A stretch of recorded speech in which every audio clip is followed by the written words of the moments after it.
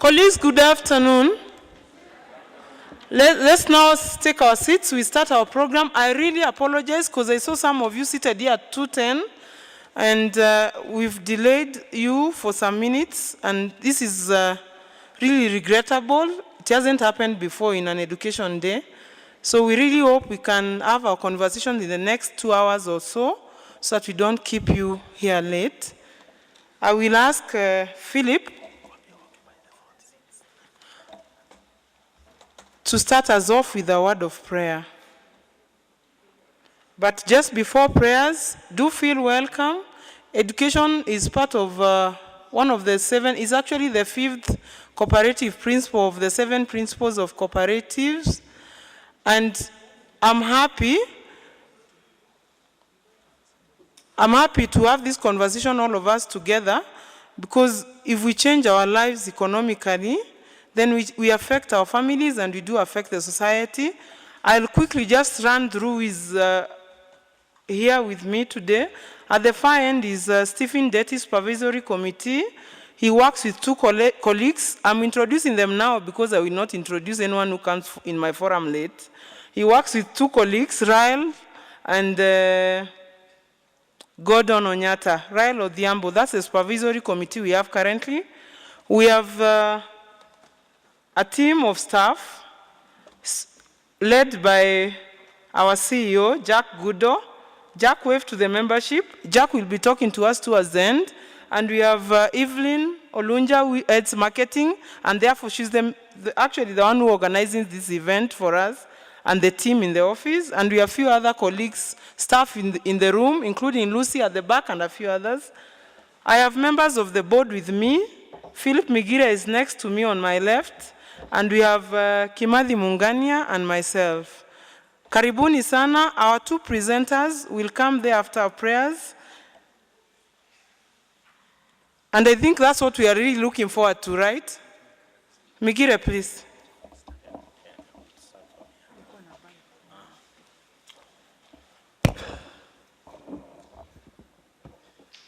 I request that we stand and pray.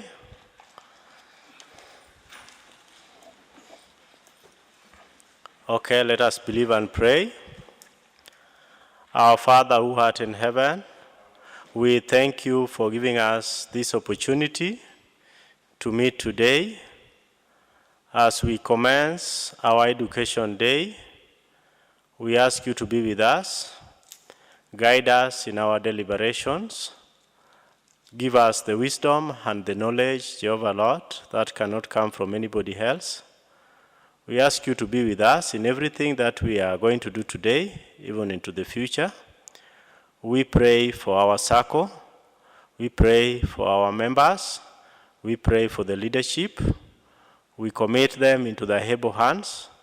That as for the leadership, that you will provide them with the necessary wisdom so that they can steer this circle to greater heights. We are also praying Jehovah Lord, for our members, that you will take care of them, Jehovah Lord. And now as we commence, we ask you to be with us, even until the time that we are going to come to the conclusion. We pray all this believing and trusting in the holy name of Jesus Christ.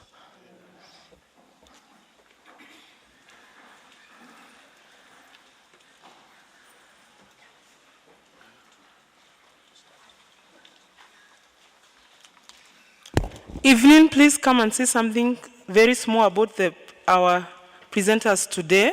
They'll take us through wealth creation, and I think that's why we've all come. And do feel welcome. The chair of the board is joining us shortly. He's from an official meeting which was a little delayed. He shall be here in the next few minutes.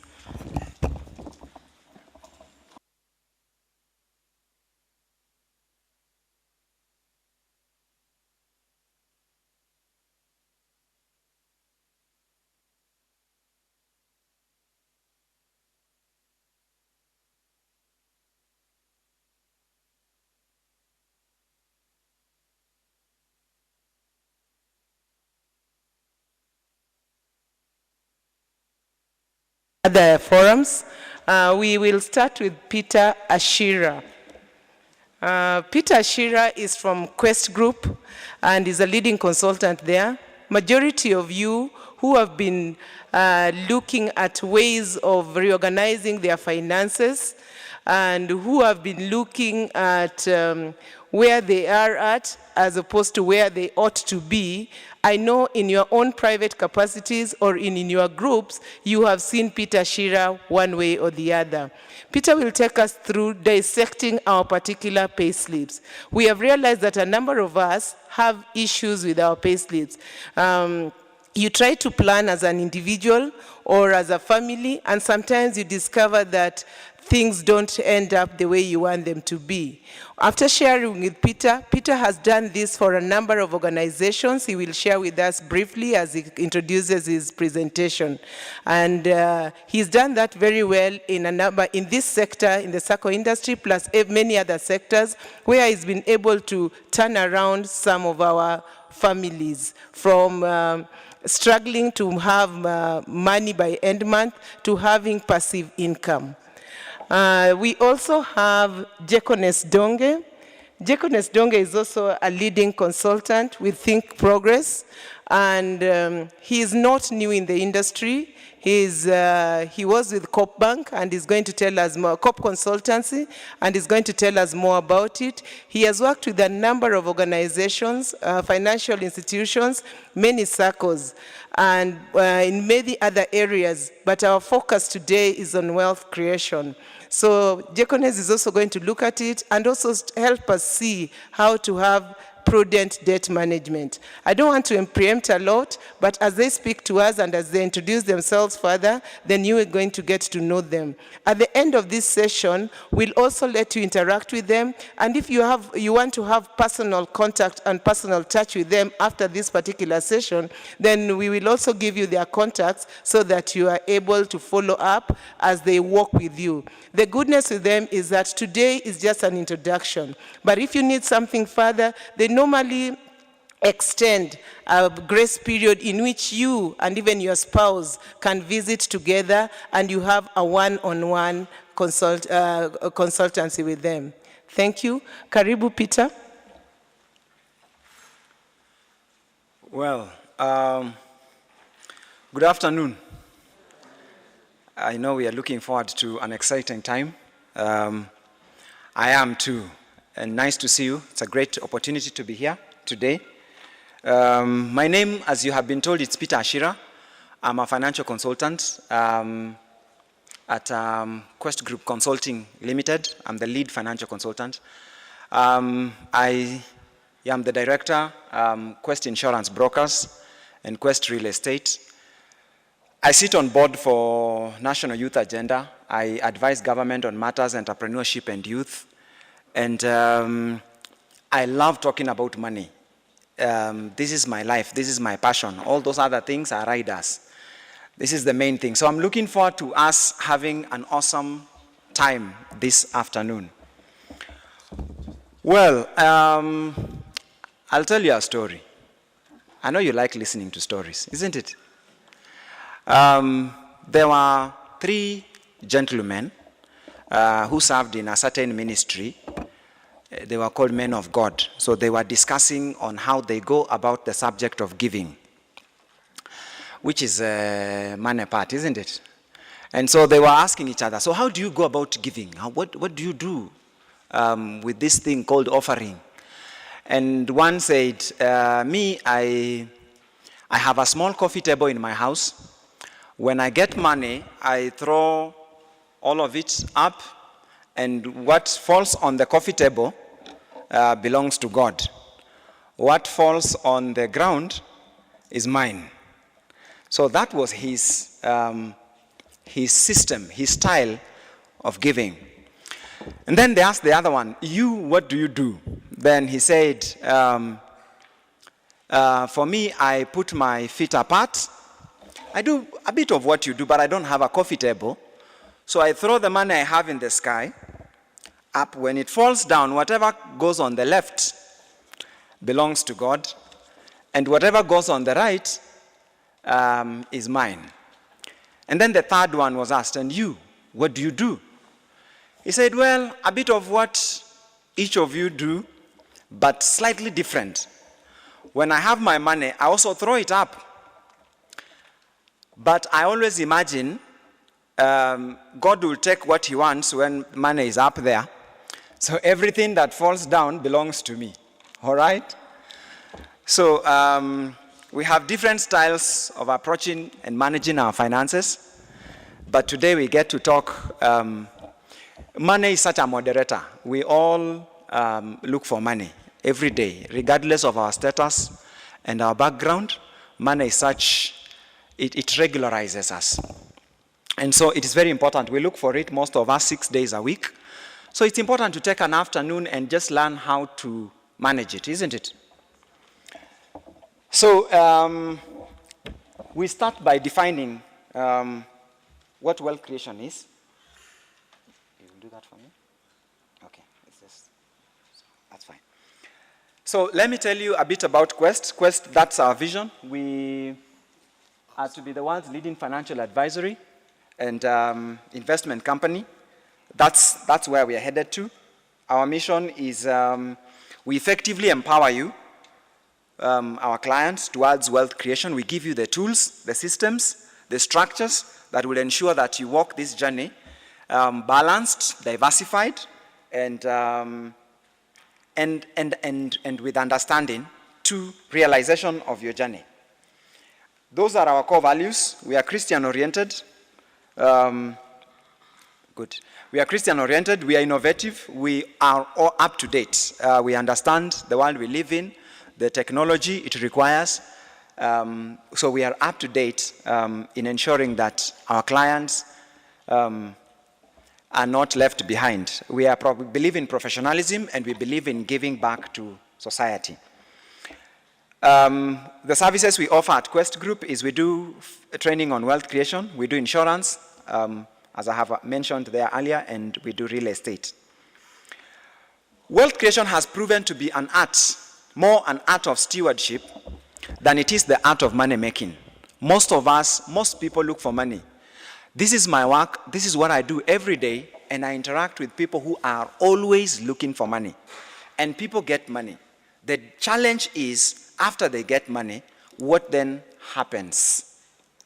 So you do your value. Right now, at this point of the year, most of the clients we meet, we do reviews. So you realize they've had some money. This year, they've made quite an amount of money. There's a significant growth in comparison to what they made last year. But then you realize that they don't have much in terms of investments and growth this year in comparison to last year. So then we realize it's not about how much. People often think, I just need a little bit more, especially when I talk to people of low income, and low income is relative. When I talk to someone who earns 100,000, 150, they will tell you, if only I got twice as much what I'm earning, I'll be very comfortable. It doesn't happen. And so it is more an art of stewardship than it is the art of money making. 95% of people globally never realize what we call financial freedom. Some people call it financial independence, some call it financial freedom, some call it financial success. 95% of people never realize it. Reason being, they subscribe to the law of money. There was a British economist called Parkinson who came up with what we call the law of money. Parkinson discovered this, that most people will always increase their expenses to meet their income.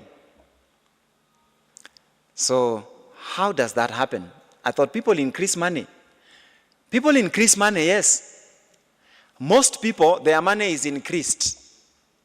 As in, they just do what they need to be doing all the time, and their boss will say, you have worked very well, and they increase their money. And there are those people who increase their money, and we'll be talking about that. But then, we keep increasing our expenses. I had a friend of mine who is an economist, He worked for a research company in Nairobi, Hurlingham, and he earned around 220,000 gross. He was incorporated in President Kibaki's strategic team, Vision 2030, and his income went to over 500.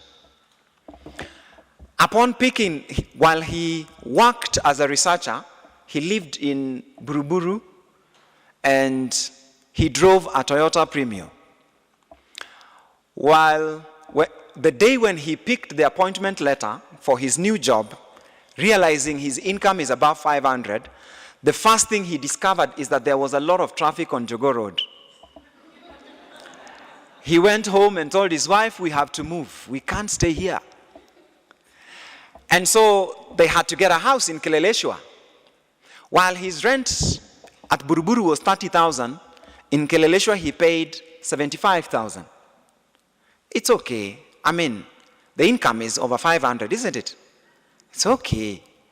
So he gets to his Kileleshwa house, and the wife notices that the furniture where they lived in Buruburu, the living room and the dining room all were in the same place. Now it is separate. So we don't have furniture. In fact, she goes ahead and suggests that even the furniture that they had was very good for Buruburu. But now with the new environment, it's very different. If you're married, then you know how your wife will talk to you on this matter. My wife will tell me, when your colleagues come visiting, we don't want them to see, we want them to respect you. So we are actually not buying furniture for ourselves, but it's for our colleagues. And I better do it very fast before my colleagues starts coming. So they go buy furniture. This gentleman drives to his new reporting station, and when he parks, while walking away from his parking, he realizes he's the only one who has parked an ex-Japan. Nobody, not any of his colleagues, shares that with him. So what does he start thinking? I need a machine. I need it like yesterday. When his money gets through his bank, the bank notices his income has gone up. They start calling him. Your credit card facility can be readjusted. Now at this point, we can also give you this, and we can give you this, and we can give you this. I meet that man 6 months down the line, and he's in debt. He has increased his expenses to meet his new income. That's where we all live. If today your boss came and told you you have done a wonderful job, next week, we're just from a meeting where we have discussed that next week we give you a 3-day off and give you some 100,000, you go rest with your family because you have done a good job. And then next week, a day before, that boss comes and says, the offer still stands, but we have extended it to Christmas. You continue working. By that time, you're already in debt. Because you heard that there was money coming, your money engaged it. That's where we live. That's Parkinson's law. The corollary of Parkinson's law states that most people spend everything they earn plus a little bit more. So how do we avoid that? Because that is normal. Any law that is subscribed to by 95%, it is absolutely the normal way of living. You will hardly see different people. So we have gone ahead and studied what the 5% do, and it is what the 5% do that we share with you. We try to find out how can we do it different for ourselves and for our generations to come. So the 5% live on a budget. A budget is defined as an expenditure plan. Now, some people have converted this into accounting. So they do not plan, they account. You go to the bank and withdraw the money, spend it, And then you sit home with your notebook in the evening and you ask yourself, where is the 30,000 I withdrew this morning? You've already spent it. That is accounting. In this case, our objective is to get you to plan before you spend. It's not easy. It's work. But it's work that must be done. So today I introduced to you a budget that allocates funds to 4 categories of people. When you get income, you must make sure you pay these 4 people. This will ensure that you are balanced, you're not an extremist. Extremists are dangerous people in the society. So the first person we pay upon every income is God. We pay God through tithes, offerings, charity, and acts of philanthropy. That is the only appropriate way of saying thank you. It is the only difference between you who have income and that other person who does not have income. Imagine you're home or you visit your relatives. I assume this doesn't happen where you stay. So you visit your relatives, and while visiting your relatives on a weekday, Wednesday, you find that their children are at home. So you find out, so why are these children at home and today is school day? And they say, our children were sent home because we have school balance. And they ask, you ask, how much is the school balance? And you're told it is 28,000. You say, okay, please prepare these children now. Let them go back to school. I will give you 28,000. You have made a difference in someone's life. It is the most appropriate way of saying thank you. That is the only way we know that you have a job and that you have an income and that you're better than that other person who doesn't have. So it is important to pay God. We do this at least, worst case scenario, with 10% of our income. At least give back to society that percentage of your income. The second person we pay is ourselves. We pay ourselves through savings and investments. We recognize that income is a privilege, isn't it? Not everyone has an income, so it is a privilege. Privileges can be taken away. And so while I have income, I need to create an employer that one day, if this privilege is withdrawn, I would still sustain my lifestyle, isn't it? You can only do that by setting aside a portion of what you earn. If you spend everything you earn and hope that you will continue having income, then you're living in an assumption and not appreciating privileges of life. So it is important that you save. Saving is defined as spending less than what you earned. So if you earned 100,000 and you spend 70, you have automatically saved 30. Engaging these 30,000 to also work for you. That is what we call investment. So people ask me, if I take myself out and treat myself, or if I buy myself new suits or a new car, latest machine, haven't I paid myself? Well, if it falls within the definition that I've given you of savings and investments, then you have paid yourself. All right? So it is important to save and invest. Create alternative streams of income.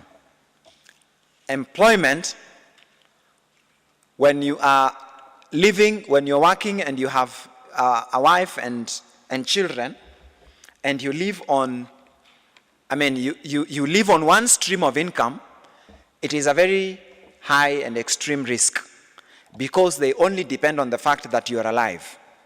That day when you're not able to wake up, then your family suffers your failure to plan. So at least I'll talk about that, paying yourself. And then we pay others. The third person we pay is other people. Now, paying other people in my career has never been the greatest challenge. In fact, people pay others with all their money.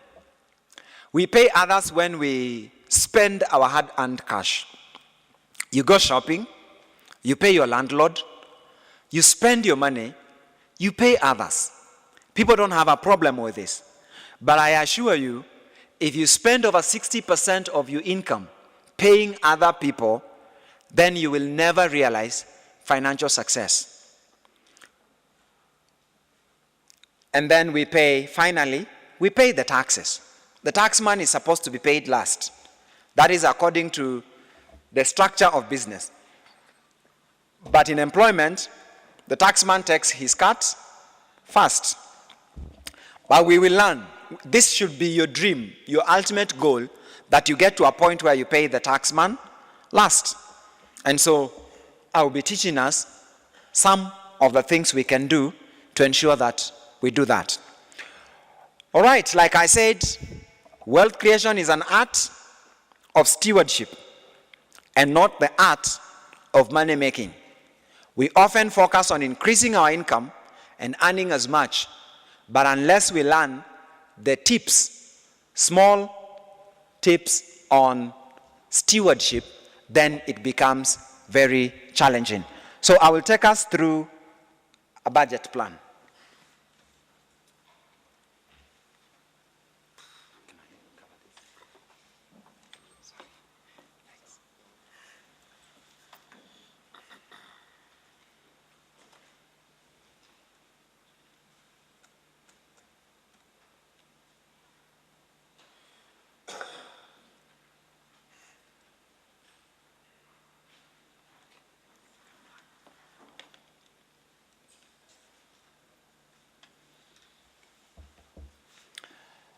So I'll take us through this. This we call it an investor's budget. It is what we developed, a tool we developed, and it is biased towards ensuring that your years get better as time goes by. We have types of income. The first type of income is what we call active income. Active income is money we earn by trading our time. So you report to work, you get paid because you came. If you do not report, then you don't get paid. Your family lives because you are alive and you have money, you went to work. So that is what we call active income. We trade our time. And then we have passive income. Passive income is money we earn by trading our money. It is income that we have nothing to do with on a day-to-day basis. So you say, but me, I work for UN, and I also run a shop. I have a supermarket in Kahawa. But I pass by there every evening to do accounts and just make sure that those people do not steal from me. Does that qualify to be passive income? The answer is no. It is just another income, another active income. So what should be our objective? Our objective is to ensure that we balance our income. We do not just have money in one place, but we have money in both columns. So in this case, I will look at a few budgets together. I will look at a few budgets together. And you will do this together with you. Is that okay? So we want to imagine that, I want to imagine you earn 500,000 gross. Is that correct? Imagination on average? What would be the appropriate imagination that I can work with? 300,000. All right, so all of us are comfortable. This, you will do it. You will get in touch with us. I will send you this investor's budget, and you will do it. And probably I'll have a privilege of having a look at it with you. So you earn 300,000 gross. That is salary. You earn a bonus of 25,000. You earn an allowance of 25,000. So you earn a gross total of 350,000 active income.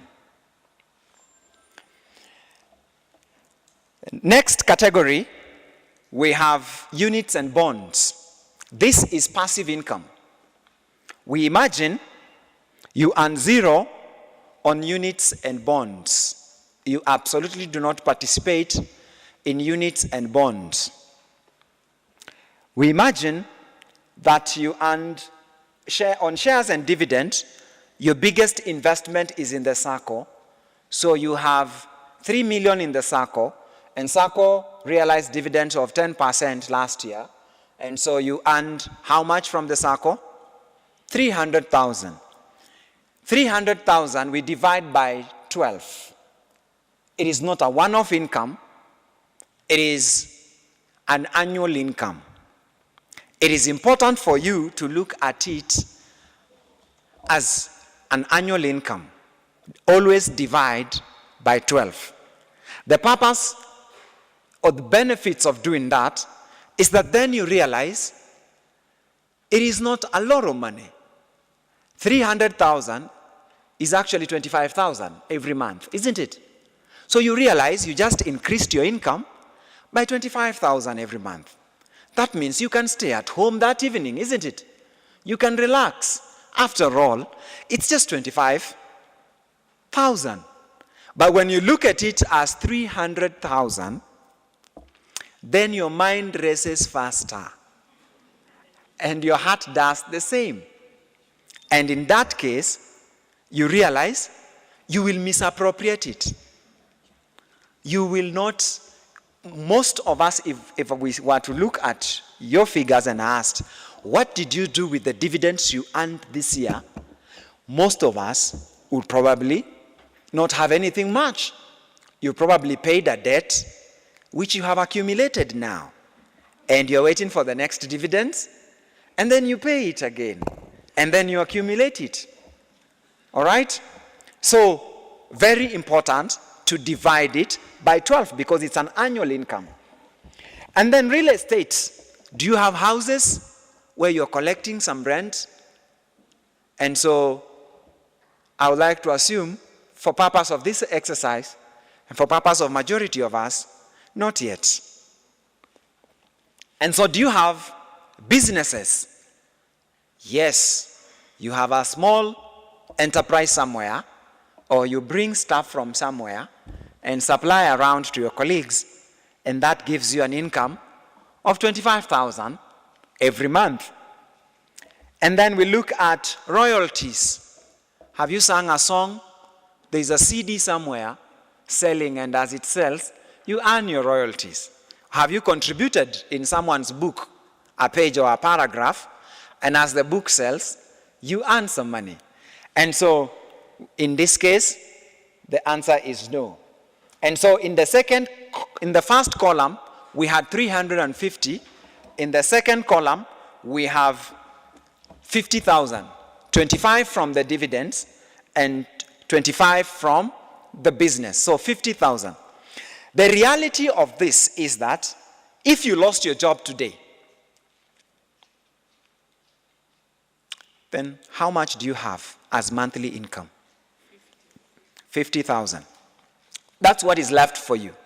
Remember, we are doing average. There is someone here or a few people here that in the second column, there will probably be only the SACCO dividends, which might not be 3 million savings, and so it might not be 300,000 income. My objective in this place and my objective in life is to try and bring most of your income in the second column. Employers call me when they want you to work very well and increase your productivity, and that always often increase your income in the first column. But when I come, I always work on ensuring that you drop your income down to the second column. Imagine if you earned 400,000 and 200,000 was in the first column and 200,000 was in the second column. You would absolutely be living a very balanced life. If you lost your job, the adjustments will not be as much.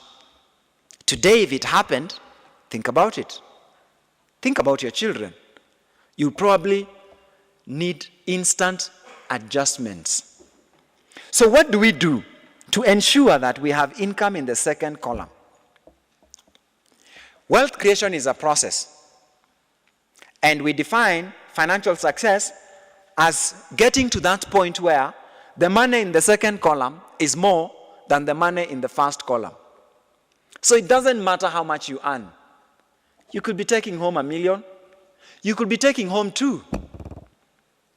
But until you are not taking home, until you're taking home more from passive income than from active income, you are still enslaved to your job. If a rumor went around that there is going to be restructuring, you will lose your sleep. You will go to church if you have not gone for some time. You will fill the prayer requests cards. You will go all WhatsApp groups, you will tell them, please, remember me tonight before you sleep. Because you have one stream of income that you have over-depended on. And so, where do we get money? Because passive income is money we earn through trading money. So where do we get money that we can trade? Money works on one principle. The principle of money is that what you have attracts its own kind. So if you have nothing, then nothing will come to you. If I have 100,000, I sit on a table where deals worth 100,000 are being discussed. If I have 1 million shillings, I am invited on a table where 1 million shilling deals are being discussed. When I have 100 million, I'm invited on a table where 100 million shillings are being discussed. If I have nothing, then I stay on the table where the ideas that are being discussed have absolutely zero money implications. So we will talk about football. After all, it doesn't cost us anything. We can talk about politics. None of us is venturing into it anyway, but we can just talk about what other people are doing. But when we have money, we become more objective and we want to see how much more can we make. So where will money come from? Most of us, when we start, you clear college, you get a job. So you only have one stream of income, and that is your job. Like I said, wealth creation is more an art of stewardship than it is the art of money making. That's why you'll find someone who earns 300,000, calls that relative of theirs who earns 50,000 and says, please send me some 5,000 for fuel. I will refund you next week. It's just the way money is. So like we said, we pay for people. So the first person we pay is we pay God, as you can see on our projection. So we pay God. I would like to share with you on a few things that we must stick on. We have two different types of budgets. And the one we are doing here today does not fit in the second category. And I will tell you about the second category. The second category, we do not use percentages because we get to a point where percentages do not make much sense. We get to a point in life where you cannot tell me to pay my rent 10% of my income because I have a lot of money that I cannot spend at 10% on rent. So you get to a point where you cannot tell me I do shopping for 10% of my income because it is a lot of money and I cannot spend all that money on shopping. But for 350, 400, we do percentages. So I pay God 10%. You can take good notes if you're taking notes. So you pay God 10%. You pay yourselves savings and investment. You pay yourself 10 to 15%. This is regular investments. Remember, I said you must live a balanced life. An extremist is a dangerous person to the society. Who is an extremist? Is a person who picks out one of those 4 people that I said we pay and make them the most important person. So because you have a convention in your church, you take a loan, or you're running a project as a ministry, or you met a certain ministry and they're running a project. So you take a loan, and then you go and give. You have done a good thing, but you are an extremist. And soon, you will be a dangerous person to the society. You do a good thing, such as investments. And I've met people who tell me, I am trying to save 2/3 of my income. It's okay. But remember, you're building a bad culture. You need to live a balanced life. And that's why we bring about percentages. So you say, me, I like living near where I work. I hate traveling long distances that I'm going home. So I just live around here. So you find yourself paying rent 45%, with 45% of your income. You say, I value where I stay. It is okay. It is a wrong principle. And soon, you will become a what? A dangerous, an extremist. An extremist is one who picks a generally good idea. They have good intentions, but then they stretch it and make it the most important thing out of the rest. So our objective is to ensure that you live a balanced life. And so you pay God at least 10% from your income. All your incomes. This is minimum. This is worst case scenario. If you're going to do 20%, grow from somewhere. Let it be that you have grown. You have done 10, you have done 15, you have done like that, and now you can do 20. But not a one-off. Now I'm going to do 20. All right? When we talk about paying God, we talk about giving to your family. We talk about giving to the poor. Someone said the worst thing you can do to the poor is to join them. You would rather give them 1,000 shillings every month, but you can give them 1,000 shillings every month.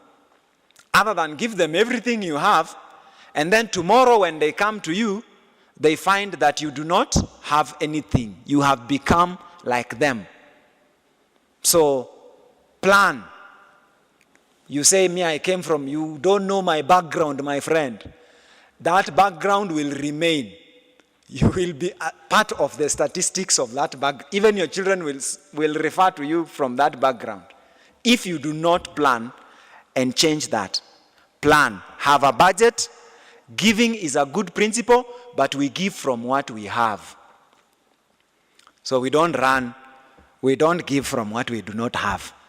And Jesus said, the poor you will always have. Well, so you're not going to finish them. So it must be a percentage, at least 10%. Then you pay yourself. You pay yourself through savings and investments. It is important that you pay yourself before you spend your money, before you move to the next. Make sure that you are paid. That is on regular savings and investment. So you look for an investment vehicle that takes money from you every month upon every income. It is better if this money is deducted from your salary or from your account. This must be a low-risk investment.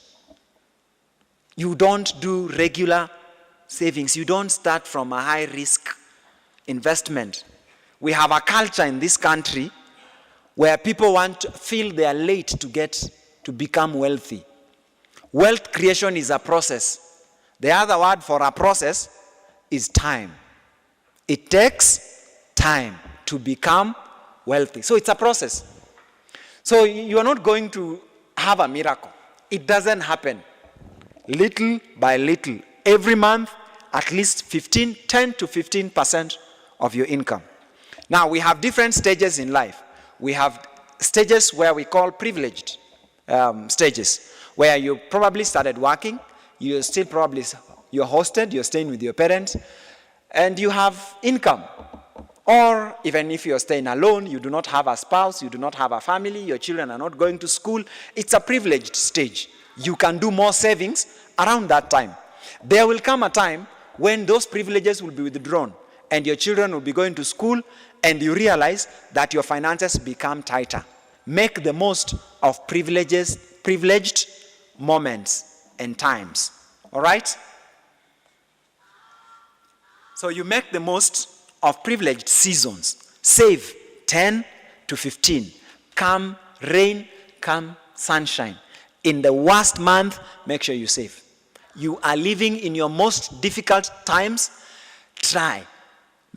Ensure that culture is within you. Now, this is not just about money, but this is about developing a culture as well. This you will pass, if you do it, you will pass it to your children. Because they have seen you do it. It is inculcated, it's incultured in you. So it is very important to do regular savings. Like I said, this is done in low-risk investments. So then we pay others after we are paid. Housing should never take more than, the recommended rate is 10%. Actually, for your income, you should never pay rent more than 10% of your income, of your gross income. All right? No, it should not happen. When I talk to low-income earners, I tolerate up to 20%. And nobody should ever pay rent more than 20%. But for us, at our level of income, over 10%, we will move. Why? It's not just it. Rent is not just it. It's not, we are not working so that we can just, pay rent. It's just a means. It's supposed to facilitate us to do more and achieve more for ourselves and the generations to come. And so rent is 10%. House budget and food should not exceed 10%. So you could change where you shop. It doesn't necessarily mean you live around, so you have to shop around. You can go outside your region. Remember, it's an art of stewardship. All right? At least 10%. At least. Fares and automobiles, 10%. I should not exceed. This should include servicing of your car. So that means you must consider or factor in all these things at the point of purchasing one. You must ask yourself, how much do I have? How much would be my consumption per month? And then you ask yourself, so why do I need the car? And the answer should be, it's either for convenience, it's either for image, it's for business. You must answer that question before you go shopping. Because you need to know which car you're buying. So you don't buy a car because your friend drives this kind of a car. And I live where you live. And I try to practice what I'm talking about. A friend of mine, one of my partners, recently went and bought the V8 Lexus 2016, LX 570 to be specific. So he showed up in the office and he started talking about it. And he invited me, come, I show you a car, my friend. You tell me you drive? Come, I show you what I'm talking about. And that machine is intimidating, even before you get in. It's seriously intimidating. And so we get in and, the feel of it. You're thinking, wow. And I found myself on YouTube trying to test drive this thing now on YouTube, finding out how much does it go for. Looking for analysis on the same, because I'm thinking, I need this. In fact, when you want it, you qualify it as a need. You start feeling like, I need this. And I was checking out, how much does it go for? And it's 14 million before it gets here, before you pay tax. And you definitely know such a car, if it passes our ports, so many people will review how much tax you paid. And we live in the same environment. But we constantly must remind ourselves of where we want to go. What is our vision? What kind of legacy? What do we want our children to look like? I've seen people who worked in very prestigious places and very good income, and when they passed on, 3 years down the line, their children could not even go to hospital. Neighbors are sympathizing and helping. And yet, they intimidated everyone around with the materials. So we need to get to that level of discipline, where we are constantly reminded that I must be a good man. And a good man leaves inheritance for his children and his children's children. And anyway, you live here with me, and you know a car 4 years down the line.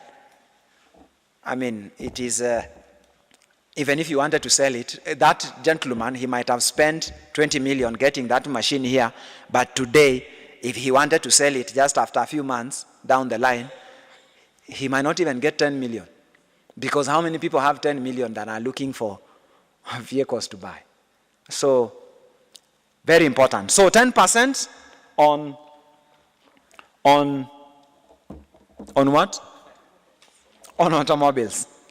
School, education, per term. I like making it per month. You should spend 10% of your income per month on school fees. Now, I know you take your children to good schools. I also have 2, and I take them to good schools. The secret, if you are young, is you plan early. If you do not have a child, please start paying school fees today. A percentage of your income. The child will come. All right? The child will come. When you get married, it takes 3 years for your children to go to school. You get married this year, next year you deliver. 3 years down the line, your children will go to school. Those 3 years, you say, let me get married first. 3 years will not be enough. Your expenses will be high. Diapers are quite expensive. When you have a child and you live where you live, you need a car seat, you need trolleys to move around your children, you need expensive toys. Life becomes expensive. Start today. Pay school fees within 10% of your income. So you say, but now, I didn't get to plan. Yeah. That means your children might not go to the school where you could have taken them if you had planned. But remember, at least within 10% of your income. Debt, and I know I have a colleague here who will be talking more about debt and how to invest borrowed money. But I would like to talk on the end of budgeting. When you're borrowing money, always remember you will repay this money. All right? So when you show up at the SACCO, please, most people do this. They show up and ask, what is the maximum I can access? That is a wrong question. Live your life on a budget, on a plan. So when you're going to borrow on the basis of the plan that you have. All right? Sometimes what you can access cannot meet your need. revisit your plan. I was helping someone. I did this at Safaricom. I trained all their employees on financial planning. And I met this gentleman who had wanted to set up a house. And according to the plan and the QS estimates, his house was going to cost 8 million to build. This gentleman went to his borrowing, his lenders, and asked what is the maximum? And he was told you can access up to 6 million. 6 million was not going to build an 8 million house. But he went ahead and said, give me. So he was given 6 million. So he built the house up to somewhere. Then the money got finished. Then now he's in debt. He's now paying for the loan, the mortgage. He cannot move in the house. He's still paying rent on the other side. So what does he do? He looks around and he realizes he has a house somewhere, an apartment that was giving him 18,000. He decides, let me sell this apartment. It's going to give me some 2 million. So he sells for 2 million. Puts the 2 million in the house, and the house is not finished. Remember, there were estimates. Now, he's paying for the mortgage. His 18,000 income, he has sacrificed it, and he's not finished. Plan well. Remember that this debt is going to be paid back. Work with a percentage. From where I sit, and what I recommend is that debt should be paid at 5% of your income. Can I repay my debt at 20% of my income? Yes. Only if I invested the money I borrowed and that money is generating income, so it is helping me repay my debt. There are people who earn a lot of money, but you have borrowed without remembering that you will repay. And you show up in the bank at the end of the month, and you wonder if you worked, you are still an employer of the UN, or you got a kibarua somewhere. Because the income cannot sustain you. You don't even have rent. It is terrible. When your finances are tied to debt, your level of creativity is absolute minimal. Even your performance, even at home, it is extremely reduced. Your level of creativity at work, if you are in a department where they do innovation, you are not helping them. Because all the time, you think of where am I going to get money. When you have to become the most creative person to eat this evening, or to travel, to fuel your car, or to do something, a basic need, that's not what we were created for. Wealth creation is a process. It takes time. Build little by little over a period of time. Some of us under pressure, we want to be like people who have worked for 10 years. I was talking to a 37-year-old young man, and he told me, my friend, this is my first job. I cannot do low-risk investments. Show me, my friends are long gone. I want to do things faster that can get me, become like them. I told him, go ahead and do them. I do not know those things. Go ahead and do them. I'll come here 10 years down the line when you're 47, and I will still teach you how to make money little by little. There are no miracles.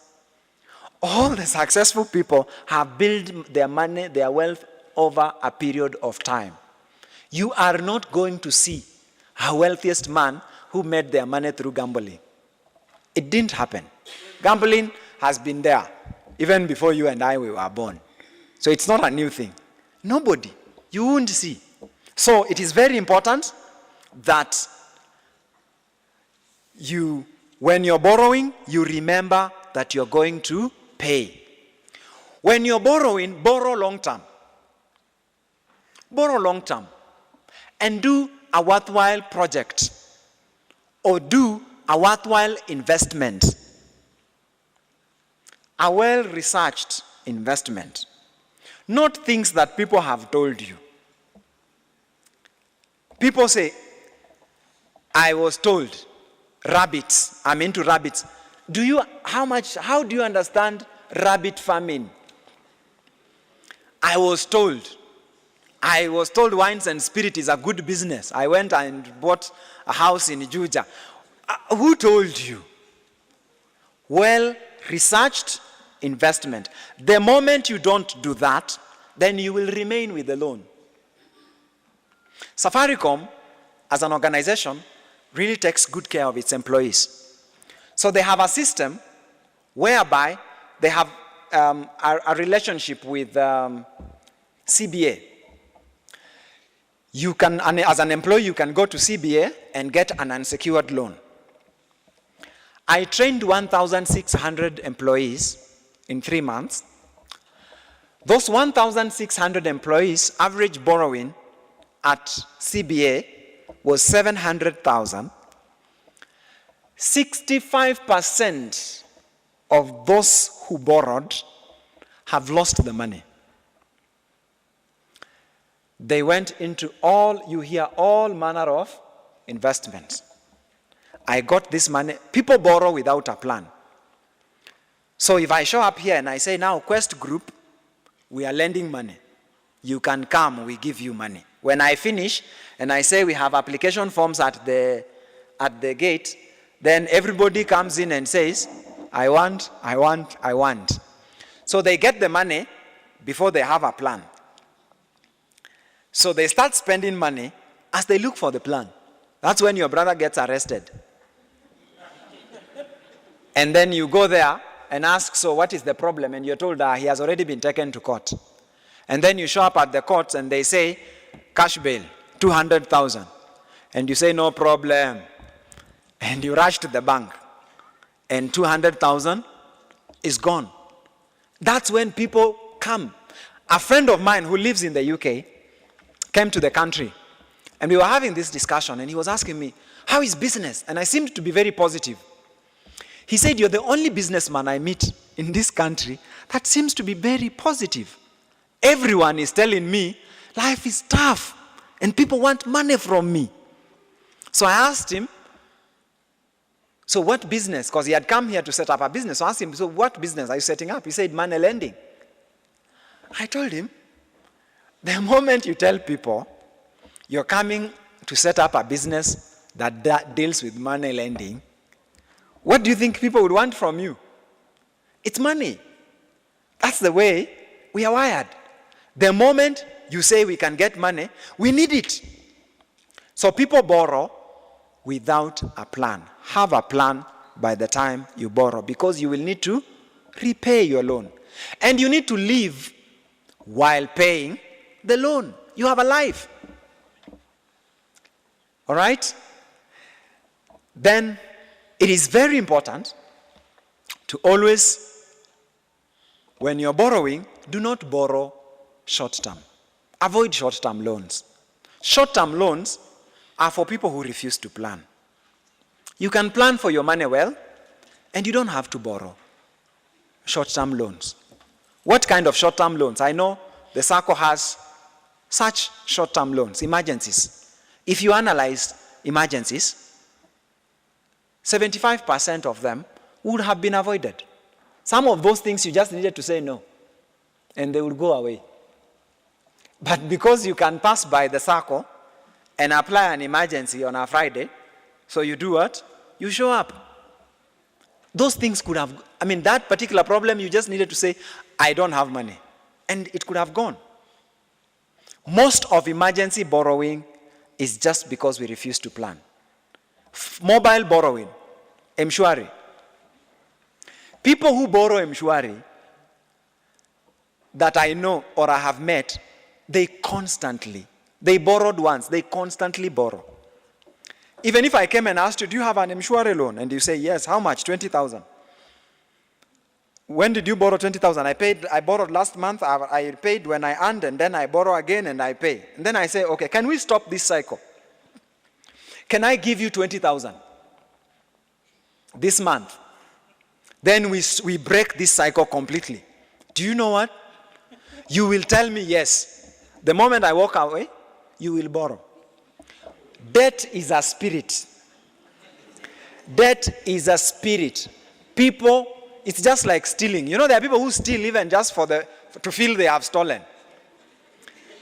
Debt, you borrow even when you don't need at all. You just feel, I have met people who owed money and probably sold an asset and said, I want to clear my debts. I don't want to have debts. The moment they clear those debts, they want to borrow. And they get themselves in need. It's a spirit. You have to stop. Especially short-term borrowing. You have to stop. When you're borrowing, always remember. So that is very important because it is where most of my clients are stuck. I am looking forward, hopefully, to have a one-on-one with you. But when I have that one-on-one, you will notice we spend so much time on that particular item. Because if you have borrowed, I want to know, when you borrowed, what did you do? You say it was a top-up. Okay, leave alone a top-up. Before there was a top-up, when you borrowed, how much was it? Even this one was a top-up. Leave alone this top-up. Before there was a top-up. Because we have to follow it to the end. Because it is a culture. My dad used to tell me, you must learn to borrow and pay. Because from the way he was brought up, borrowing was a must. When I grew up, I realized I can live without debt. I should not have debt on my life. If I have debt, it's for investment. It is not on my life. I did not borrow to pay school fees. I did not borrow to take myself to school. I am not borrowing to buy new furniture. I am not borrowing to buy a car or to upgrade from the one I have to another one. You're not supposed to do that.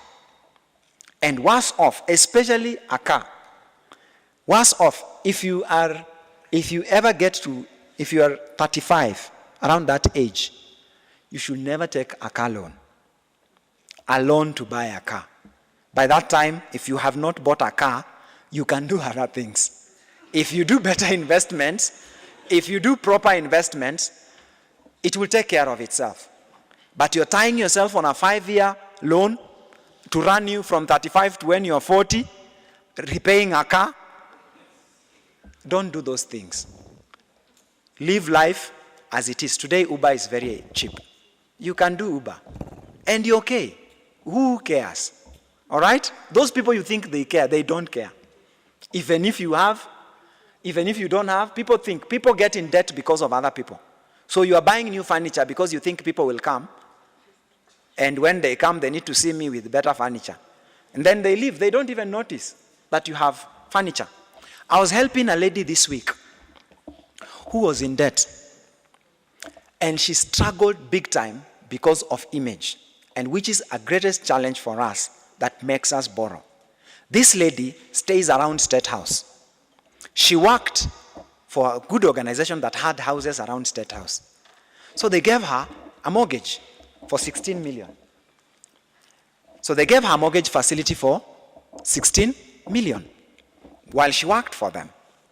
So when she left, they wanted to put this facility on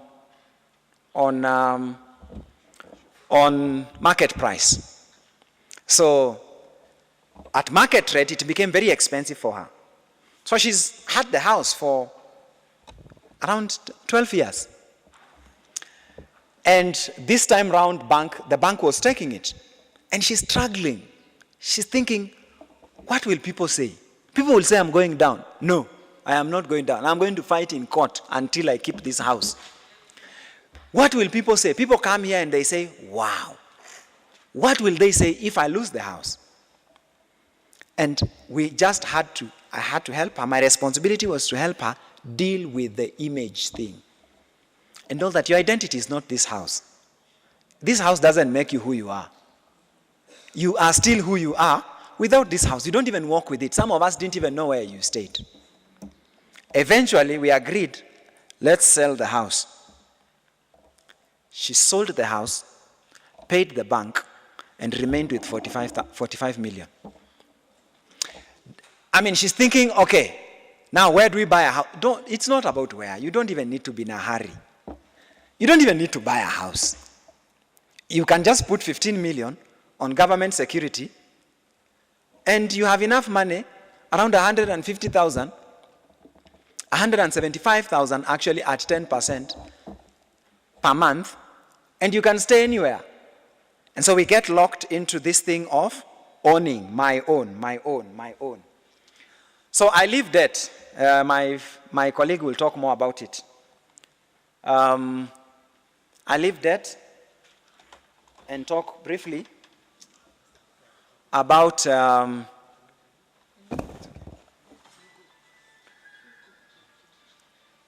talk about insurance. Like I said, most of the things that become emergencies in our lives, we could plan for them. So it is important to have insurance. Ensure that you're well insured. Here we are talking about insurance. Insurance should take at least 5% of your income. Make sure that you are protected for those things you do not see. When I talk about insurance here, I'm not talking about policy premium, education premium policies. Those ones fall under paying yourself. Those ones fall under investment. Those are not protection. That one is investment. So it falls in the second category of paying yourself and paying for the education of your child, school fees. So here we are looking at insurance for your car and all those. You must plan for those things. Recreation. Now, recreation is a challenge in our generation. Recreation should take at least 5% of your income. Plan for it. Don't just do things because people are doing. Today we are meeting somewhere. So can you come? You just join them. There's a budget to it. All right? There's a budget to it. So plan, it must fit within 5% of your income. On this one, I'm very tough. When I meet my clients, I'm very strict because it's an area where you have to squeeze out the truth. So I ask, so how much do you spend per week? You say, when I go out twice a week. When I go out, I spend 5,000. 5,000, that's 10,000. That is how much in a month? That's 40,000. When I say 40,000, they'll scratch themselves and say, no, I think make it 20. Because their conscience is fighting that, it's fighting it from them. And people live there. We must live on a plan. Always remember, be objective in life. Have reasons why you do the things that you do. Clothing. Don't buy clothes because the person who supplies them has come. You buy clothes because you need clothes. You have analyzed your wardrobe and you feel like there needs to be something done here. Research has shown that we wear 20% of the clothes in our wardrobe most of the time. 80% of the clothes we have in our wardrobe are never worn. We push them on the right every morning, push them on this other side for a full year. We never get to wear them. So please be objective when you're buying clothes, not because your friends are buying. All right? And then next item is medical. This, I believe you are covered. The organizations, you work for a good employer, so it must be covered. Make sure it is. Pay your house help well, and that your house help, personal grooming should be within that particular percentage. Utilities, telephone, and tax is what you pay right down there. I'll ensure you get this. Once you have done that, you subtract A, you subtract B from A and find out, do you belong, if you find a minus before the figures, then you ask yourself, because that means you are spending more than what you're earning. So you ask yourself, where does this other money come from? Money is not emotional. Money is real. If there are figures, you spend it. If there are figures there, you definitely this money comes from somewhere. And I would help you find out where does that money come from. Because it comes from somewhere. We could probably be borrowing, and we borrow and not know, and then finally we find ourselves in a huge debt and wonder, where did all this come from? So it is very important, it's very important to do a budget and live on a plan. Consolidate your debts so that you do not have this many people collecting money from you. Try and have it structured. Always remember, wealth creation is a process, and the other word for a process is time. It takes time. All right?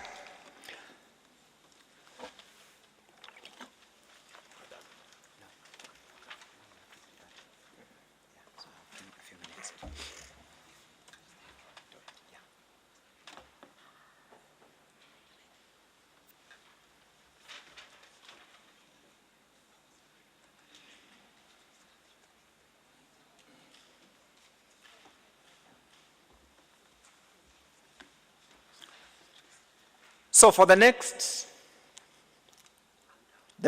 20 minutes, I'll give you reason to plan. Financial planning is a lot of work, isn't it? I mean, what I've told you to do, it's a lot of work. So I'll give you reason why you should plan. In life, we say we do the things we do. People function the way they function because of vision. Today, probably, if all the members knew exactly what we are going to talk about, they would be here, if they had time. And it's vision. Vision dictates who we invite in our homes. Vision dictates the friends we associate with. Vision dictates entertainment we subscribe to. Vision dictates our weekend activity. It's vision. It's vision. It's vision that will make you be at a certain place and not the other place. It's all about vision. So, what is our vision in this case? Why should I move from where I pay 25% rent of my income to a place where I pay 10%? Why should I move away from my place of work, where I work and I'm comfortable and I like this place? Why should I move away? Remember, your work is a privilege, and one day it can be taken away from you, especially from you who renew your I understand your contracts.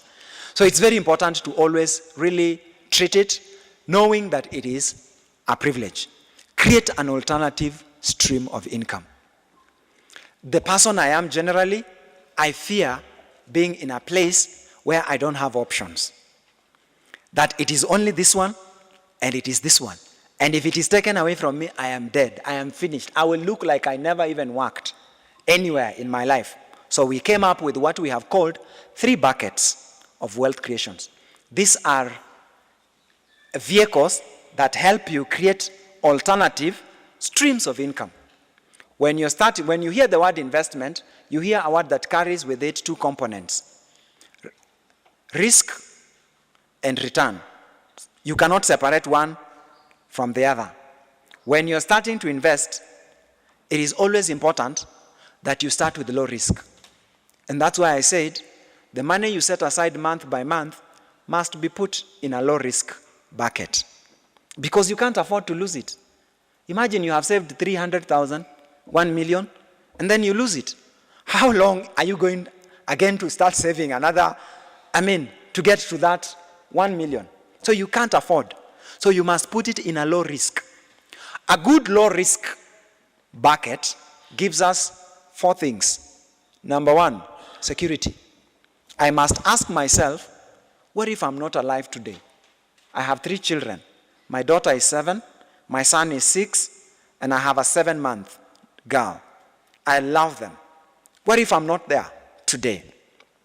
Will they go to school? Will they live a good life? Do I have investments that guarantee continuity?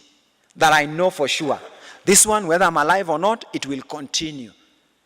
It is very important. I think about that while investing. Number 2, discipline. Discipline of saving does not run in any family's blood. You say those ones, I know them, they know how to save. They are just born saving. It does not happen. If you know someone that saves money, they have trained themselves, disciplined themselves, they say no to so many things to be able to save. I need an investment vehicle that takes money from me. That even on the difficult month, I will still pay my investment. I want an investment vehicle that creates distance between me and my money. That even when I need it most, I can't reach it. A good security investment. Number 3, accumulation of capital. Like I said, money works on one principle. What you have attracts its own kind. So I need to accumulate. If you study top wealthiest men on the planet, their wealth is written self-made. Self-made means there was no inheritance. This wealth has been created within a single generation. That strips me and you excuses that we can't get there.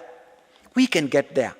We must learn to accumulate. If I earn 100,000, 15,000 must remain and never, ever, ever leave my life. If I am going to eat of it, I will eat of what it makes. And then tax benefits. We can get tax relief. We can make investments that gives us tax relief. So those 4 things I should get from a low risk investment. I recommend SACCO and insurance products. They are very important. Investments do not compete. Investments have objectives. An investment meets my objective. So it is not this one is better than this one. Tell me, should I? It is based on the objective. All right? Low risk. Create. Build little by little in the first bucket and you will get there. The second bucket is medium and high risk investments. In this country, real estate is classified as medium risk investment. It is very difficult to lose. In the global market, it is high risk because the appreciation and depreciation of properties is still, volatile in those developed countries. But here, we are still developing. So it's very difficult for you to lose your money when you have invested in properties. Today, I attended a meeting over the weekend in Nyahururu, where they're trying to move the Nanyuki, the Laikipia county government, county headquarters are in Nanyuki. They're trying to move them to Rumuruti because it is the central place. At Rumuruti, you can still get an acre for $500,000. And so, if I went there and I bought, when you go in such places in real estate, you find that property is still in huge bulk. You don't find it in small, small pieces, the 8ths and quarters. So when you go there, you'll find 10 acres, 20 acres. My advice for you is build networks with the like-minded people. So if you have a chama and you are many of you, then you're able to go in such a place and you buy a huge chunk. If you walk alone, then you will end up buying an 8th at Mulolongo, which has, it will be very expensive, and the potential of it appreciating is almost nil. The principle of real estate is you go ahead of others and other people find you there. I have been to Pate. Pate Island is a 1-hour speedboat ride from Lamu. And when I went there, we were being given land in kilometers. Muesabie Magu, count for him. That was the principle. But my thinking was, when Lamu Lapset project is done, 1-hour speedboat ride, where will people stay? They will stay in Pate. It's just like, most of us here do an hour on the road to our place of work. So you must find a way of going ahead. The challenge is you are alone. So when you are alone, you can't go ahead by yourself. So try and build with numbers, and work towards that. Equities, those are stocks. Stocks are very volatile. Even here, it is still high risk, yet it is manual trading. 90% of the people that invest in the stock market make losses. 90, because they walk in by themselves. And they ask their boyfriend and their girlfriend, which kind of shares do you think I can buy now? I have some money. I got my bonus. You're asking someone who has absolutely no knowledge. So they say, I will also ask my friends. They tell you, go buy Family Bank shares. Then Family Bank is in trouble. And then what happens? It is very important when you are getting into this, don't make it money that works with you. Make it an investment, that money that works without you. Get professionals, get people that do stock management, and they will manage it for you. It is very, very important. They will do trading on your behalf. They'll ensure that your risk is minimized. Don't go into rabbit farming when you do not understand how rabbit farming works. If you find a professional who has done rabbit farming for years and it's working for them so well, then partner with them. That way your risk is minimized. Invest in companies. Find those organizations that have demonstrated consistency. Get a professional. Come to me and tell me, I want to invest in this company. Please have an interaction with them. Look at their systems and structures and tell me if we can make money. Or I have met a young man here who has a brilliant idea and they're looking for capital. Try understand the idea before I put in money. Very, very important. Remember, losses are very painful. And when you lose money, getting it is not easy. All right? The final bucket is where we want to be. We call it the dream bucket. Where we want to be. I want to be at a place in future where I have multiple streams of income. A place where I do not worry. My needs, we don't talk about it. We can't talk about my needs. If I'm thinking something is stressing me, it is other people's needs. It's other projects. It's not me, not my family, not my children. The place I want to be at that place where I'm not just investing in one business, but I'm doing capital ventures. People are streaming in my home every day asking me, we are setting up this, how much can we put in? How much? I was talking to some gentlemen from NBK when NBK was listing its shares. They are called, they're not primary shares, but rights issue. And so these guys were telling me how they went to a certain investor and they wanted him to invest because when you list your shares, you want all of them bought. You don't want a situation whereby they were bought 80% or 50%. So this gentleman told them, it's okay, I am not interested in your shares. However, I am giving you a blank check. Whatever will remain, all of it you give me. If people buy everything, it's okay. But so that at least they are bought 100%, he gave them a blank check. Whatever, if they buy 70, the 30% you give me. Now, that's where you want to be. At a place where you interact at such level of investment. The place you want to be. At that time, I'm imagining you're 55 or you're 60. Your level of risk must come down. Risk must reduce with age. When I'm in 20s, in 30s, I can lose everything and start afresh. When I'm in my 40s, if I lose everything, I am not sure. There are chances I might recover, but I am not sure. If you lose in your 50s, then there is a good scripture in the book of Job. He said, naked I came, naked I will go. Time is up. If you lose everything in your 50s, time is up. You will be recorded. We will read about you if you ever recover and still be the person that you wanted to be. So you must reduce your risk. The older you grow. But that is because now you are able to spread yourself into other investments. But if you don't do this, if you never achieve what is the opposite of where we want to be? If this was a good afternoon, and what Mr. Shira was saying, they were good things, but they were just very good things. I've had them before, and they are good things. What happens? At this time and age, your children are leaving home. You went for recreation alone. You never brought in your family. You never enjoyed it with your family. So at that point, you're being called to get them out of the police stations because you never had time to really interact, and you pass your values to them. You didn't live on a plan, a budget. So at this point, you're checking with your retirement benefits, and it is not so much. You're retiring and you are still in debt. You borrowed every time you borrowed, and I've seen people building a home with their pension. That's when you're building a home. If you didn't do all this, the other side can be a very sad ending. And when I look at this, I say I would rather live on a budget. I would rather meet an expert. I would rather meet a professional who can help me organize myself for once and for all.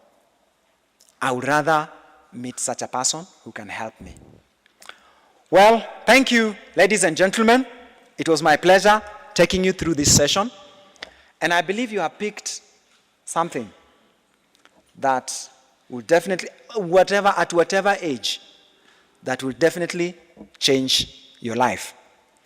I will get the register for people who attended this session, and we are not many. If you like to see us before the end of this year, do us an email, and I'll give you a free financial planning session. We will go through your cash flows, and I will advise you for 1.5 hours without pay. You can still come next year if you don't manage to come this time round, but next year we will charge a fee of 3,000 shillings to have that session with you. Thank you so much, ladies and gentlemen. It was our pleasure.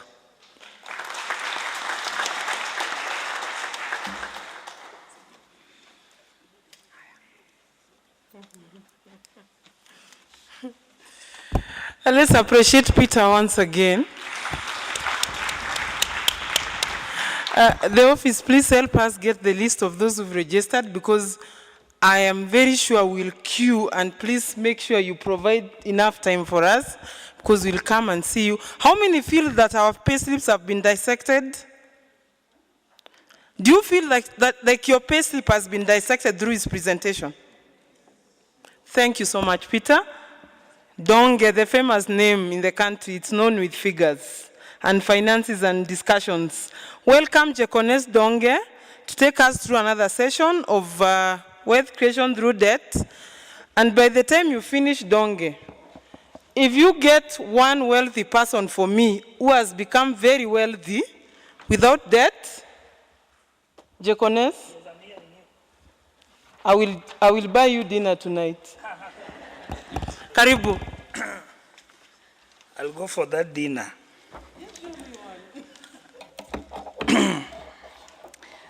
I think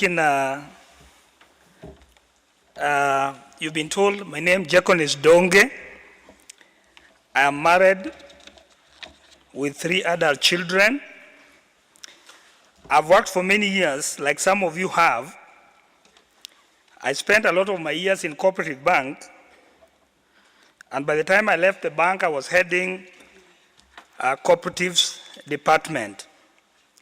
Cooperatives is my passion.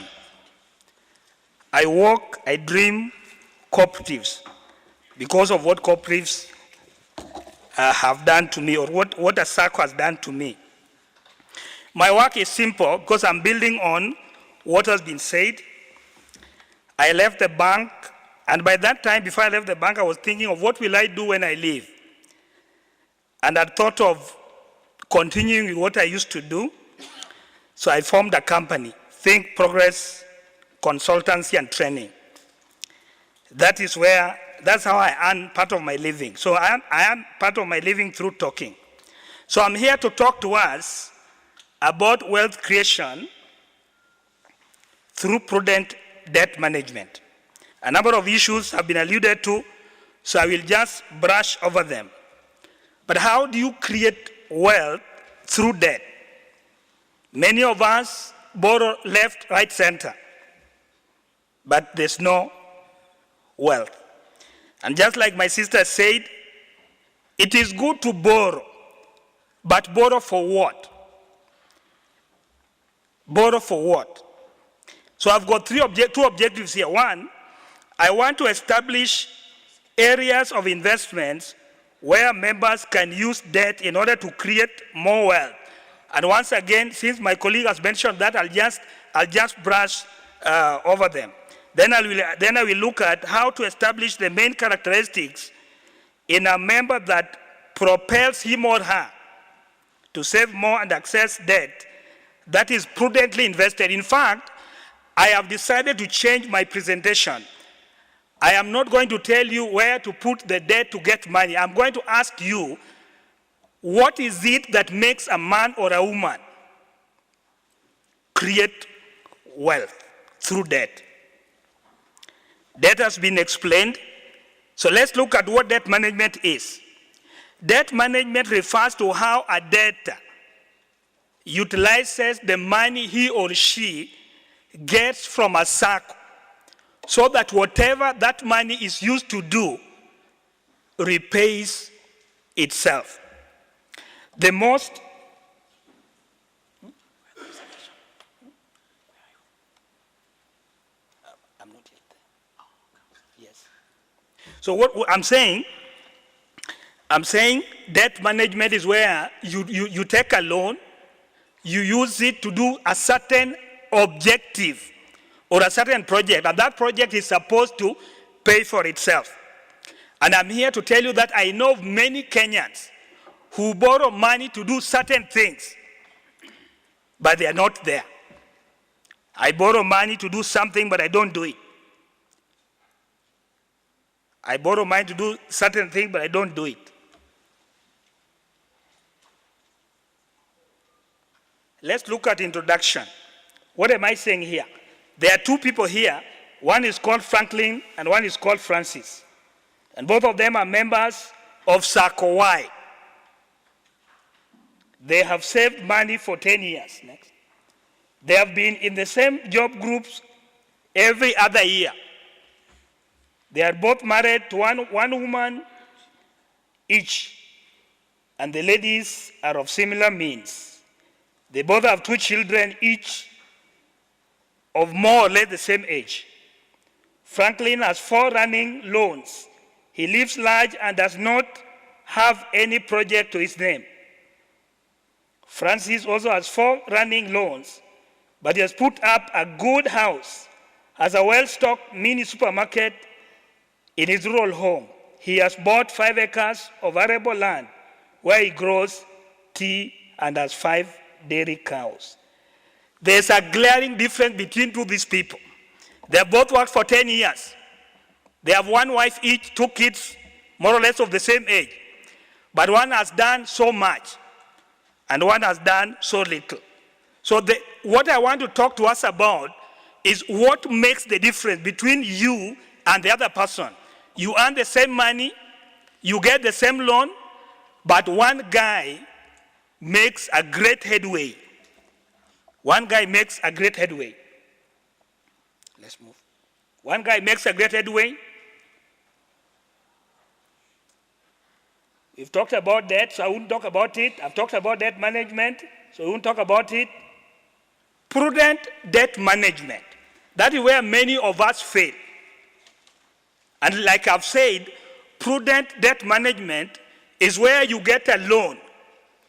You do what you have intended to do, and the project pays for itself. That is what I call prudent project management. The project starts to generate adequate income that can service the said debt during the period of the debt. The results, like my colleague has said, every one of us, and I want you to get this very clearly, every one of us should aspire for one thing, that whatever it is that we get a loan for, that project continues to bring in more money. Prudent debt management is where I get a loan of 6, my colleague was saying, the house is for 8M. I get 8M to do the house, then the house continues to give me some income. So if the house is 8 million, I take a loan of 6M, that is not a good debt because it will not complete the project, so you'll be running around looking for money to do other things. Next. Many of us are in this area of poor debt management. This refers to a debt that was poorly utilized and soon after it starts to eat into an already created wealth.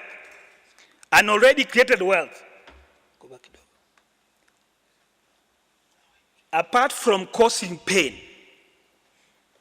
to the borrower, guarantor, and the SACCO, it depletes instead of adding value. So I'm saying here that a poor debt management is where you get a loan, na hii loan haikusaidii vile ulikuwa unatarajia, so you run to go and get money from another project to come and service this loan. And I can tell you from where I sit, many Kenyans are there. We have got many loans, and the loans don't do what we intended the loan to do. So what we do, we run to our other sources of income to service that debt. That is poor debt management. Next. So in life, what would you want in life? For me, those things listed there, just list them. In life, like my colleague has said, I would want to access a good school and college for my children and myself. I would want a big house, a big and beautiful house in a safe estate, a big and beautiful car, a good retirement scheme from investments already made. But once again, I want to say these things some of you already have. But those of us who have had, they can confess to you, they did not come easy. There are some of you who could be here and you still want to own your own house. You still want to drive a good car. You still want to develop a good retirement scheme so that should you leave, then you will have easy life. It does not come easy. You have to sacrifice, you have to work hard, you have to save more, access debt, and prudently invest the same. In fact, when I told some people I was coming to talk to people who work in UN bodies, they told me, what are you going to tell those guys? Those guys earn a lot of money. In fact, out there, watu wanajua nyinyi ni watu ambao munapata mshahara kubwa. So the question was, what are you going to tell people who earn big money? But I told Kenyans it is pain all over. Some of their already acquired properties have either been auctioned or about to be. Some of the investments are wasting away. You took a loan and you squandered it. Then there's this property that you already acquired before you got this loan. And because the second loan you took, you did not use it well, it means that for you to survive, you must sell your other properties so that you can pay off this loan. Some of the investments some of us have done, the white elephants. You take a loan, you want to do a 8 million project and you have got only 5 million. So you pump in 5 million, then you have got a deficit of 3 million. So that 5 million is there. Although land is appreciating, but you are servicing that debt. So we are here to tell you that you are supposed to take a loan, and that loan helps you to complete that project. And from that project, you get income that services the debt. And if it was a very good project, then it services the debt, and you'll also have something to put in your pocket. And then there are many of us who do things because people are doing it. We don't do due diligence. So you take a loan and do something, and before long, your project has collapsed. But you have a loan. You are paying principal, you are paying interest. So there's positive impact of a debt, and there's negative impact of a debt. My prayer is that every one of us, that before you go for a loan, you think twice. And once you get the loan, you invest it very professionally. You invest in such a way that that project brings in more money than it is servicing. And then there are those of us, I'm still talking about negative, taking a loan for investment to buy nothing. I don't know if the credit manager would be here I would ask him or her, are there people who have come for a loan to buy something, and then when you make follow-up, you realize that they never bought that something? I worked in the bank for many years. I know some of my colleagues who took loans to do certain projects, but the entire loan was diverted. And not diverted to productive use, diverted to areas that were not making any economic sense. Taking a loan and picking on too many projects. I have come across people who go for a loan, they pick too many projects. I have a friend of mine who's a professor, but he's a professor in teaching, but a professor who does not know how to use his money. Recently took a loan of 6M, and this guy started a poultry project, this guy started dairy, this guy started rabbit rearing, this guy started what? All these projects are incomplete, the money is finished. I want to believe none of you is there. You can do 2 concurrent projects, but ensure that whatever it is that you do, that project is completed.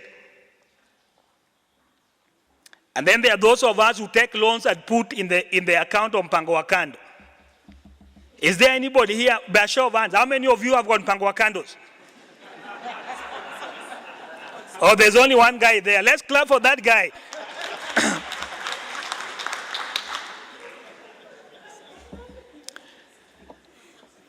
Two months ago, I was training Mombasa Port SACCO staff. And after I was through, the manager told me that, you see that guy, he came for a loan of 450,000. And as we talk now, the guy went and took 400 and put in the account of Mpango wa Kando. Akabaki na 50K peke yake. The wife does not know. One thing which I've known, but not through practice, Mpango wa Kando is expensive. I've never participated in it, but I see guys crying tears.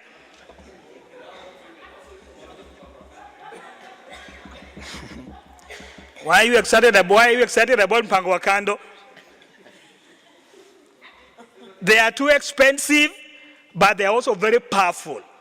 When they tell you to jump, you jump. When they tell you to sit down, you sit down. When they tell you they want you here in 10 minutes, you might even hit other cars.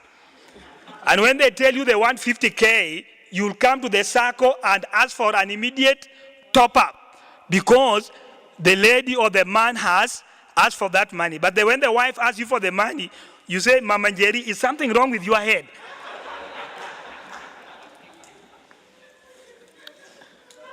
We are talking about debt that creates wealth. I've mentioned to you a number of areas where you can get debt to create poverty. And since all of you have gone to school, and you see, this is what worries me most. Majority of the people I talk to ni wale watu ambao wamesoma. Yet they make serious blunders when they get loans. They take loans and they divert the loan. They take loans and put in very unproductive investments. They take loans and put in companies that are neither here nor there. They take loans that bring more pain. A loan should not bring pain. When you come and camp in the office of the credit manager, top it up. Top it up or I'm not living here. I know of 2 cases where there's a guy who went for a loan. He had just been given money, top up. He had topped up mpaka he could not top anything. So the system now, when anytime, hata ukiongeza 500 inakataa. Ukiongeza shilingi moja inakataa. So the manager tells the guy, you cannot get even a cent. The guy gets mad. I want money. I work for you and I can repay that loan. But the system is saying no. Then what that man did, he told the manager, take the number of my wife, tell her not to run around looking for the body. Pale kwa River Zoia wakuje huko watapata hiyo mwili iko huko. The guy was going to commit suicide. I am telling you, loans have made people behave like their children. People have taken too much loan, but they don't know what to do with the money. They take loan to do certain things that they don't do. Loans have brought more pain for some people than happiness. And I want to pray that in UNSACCO, you guys get loans and use it for the intended purposes. That your loans don't bring pain, that your loans don't bring tears, that your loans create wealth, they make you more wealthy. That is my prayer. So when should one take a loan? After identifying a feasible project. Do not take a loan because you have cleared loans. In this country, we have got people who go to the SACCO and say, imebaki ngapi, I clear, take another one. No. Do not take a loan because you have cleared the previous loans. Do not take a loan unless you have a feasible project, a project that you have studied and you know that when you put money here, that project will bring money. Do not take a loan that leaves you with less than 1/3. A lot of people live pathetic lives. They earn a lot of money, but hakuna pesa.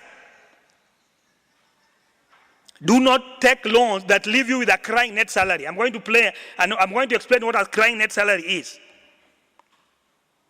When you start becoming hooked to loans, that you cannot do without a loan, that you keep on coming for top up, going for emergency, then you should not take loan. It is time now to say no when you start getting hooked to loans. There are many salaried people who are in ICU economically.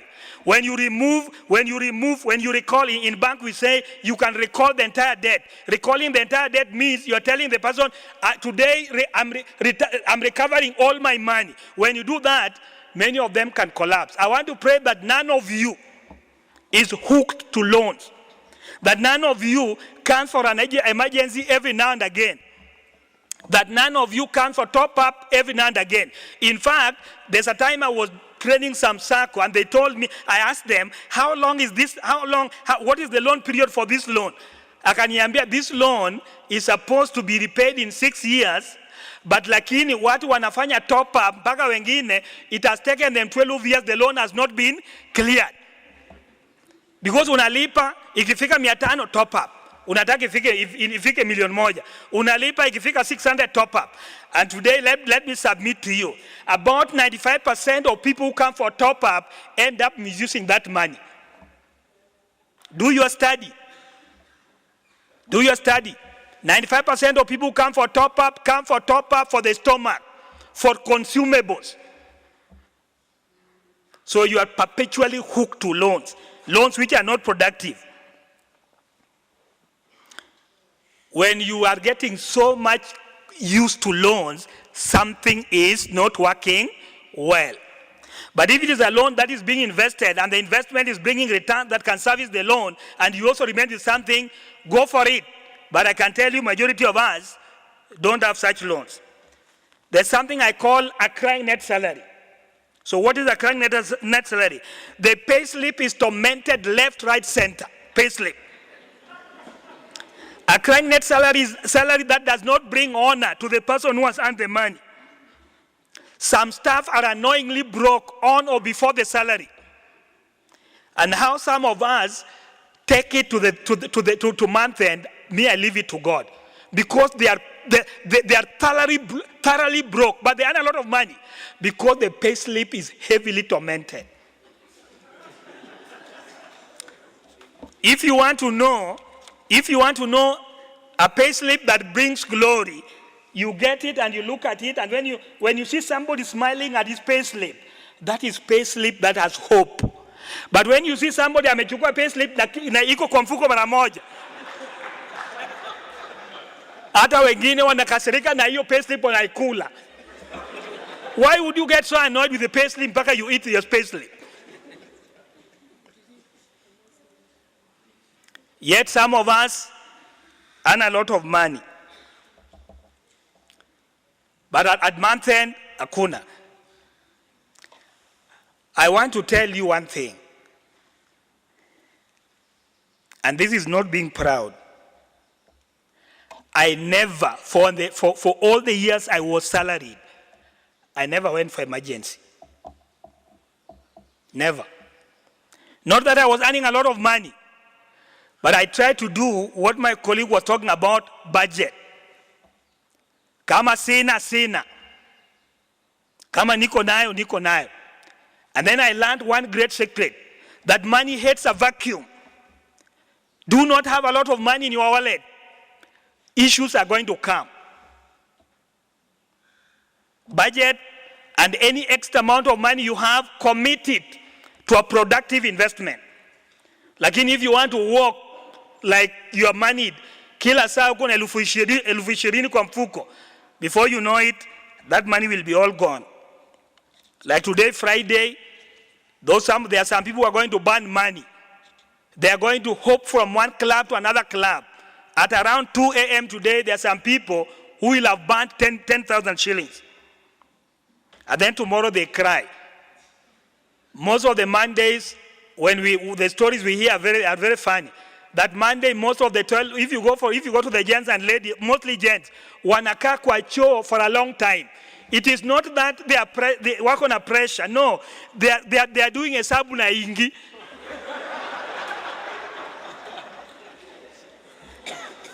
Didn't I have 20,000? Where is it? Yani hata unatoa wallet kwa choo unafanya.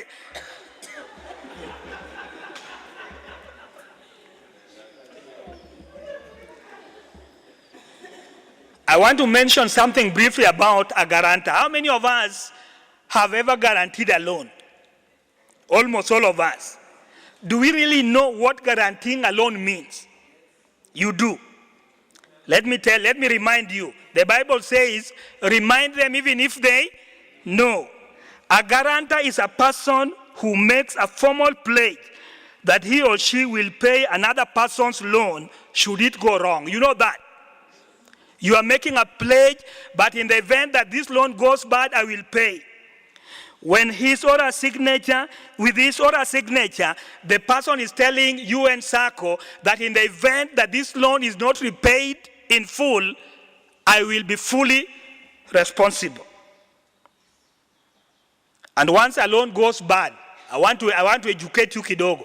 Once a loan goes bad, it is not the responsibility of the SACCO to look after that guy. The SACCO did not bring that guy. You brought that guy as your guarantor. Once a loan goes bad, the best the SACCO can do, peana warning ya kwanza, alafu ya pili which you are copied to, alafu ya tatu inaanza kukata. Then the next thing the SACCO can do is to give you a letter which you can use to pursue that guy. But do not go to the SACCO and say, so you know this guy. No, I don't know the guy. You are the one who brought the guy.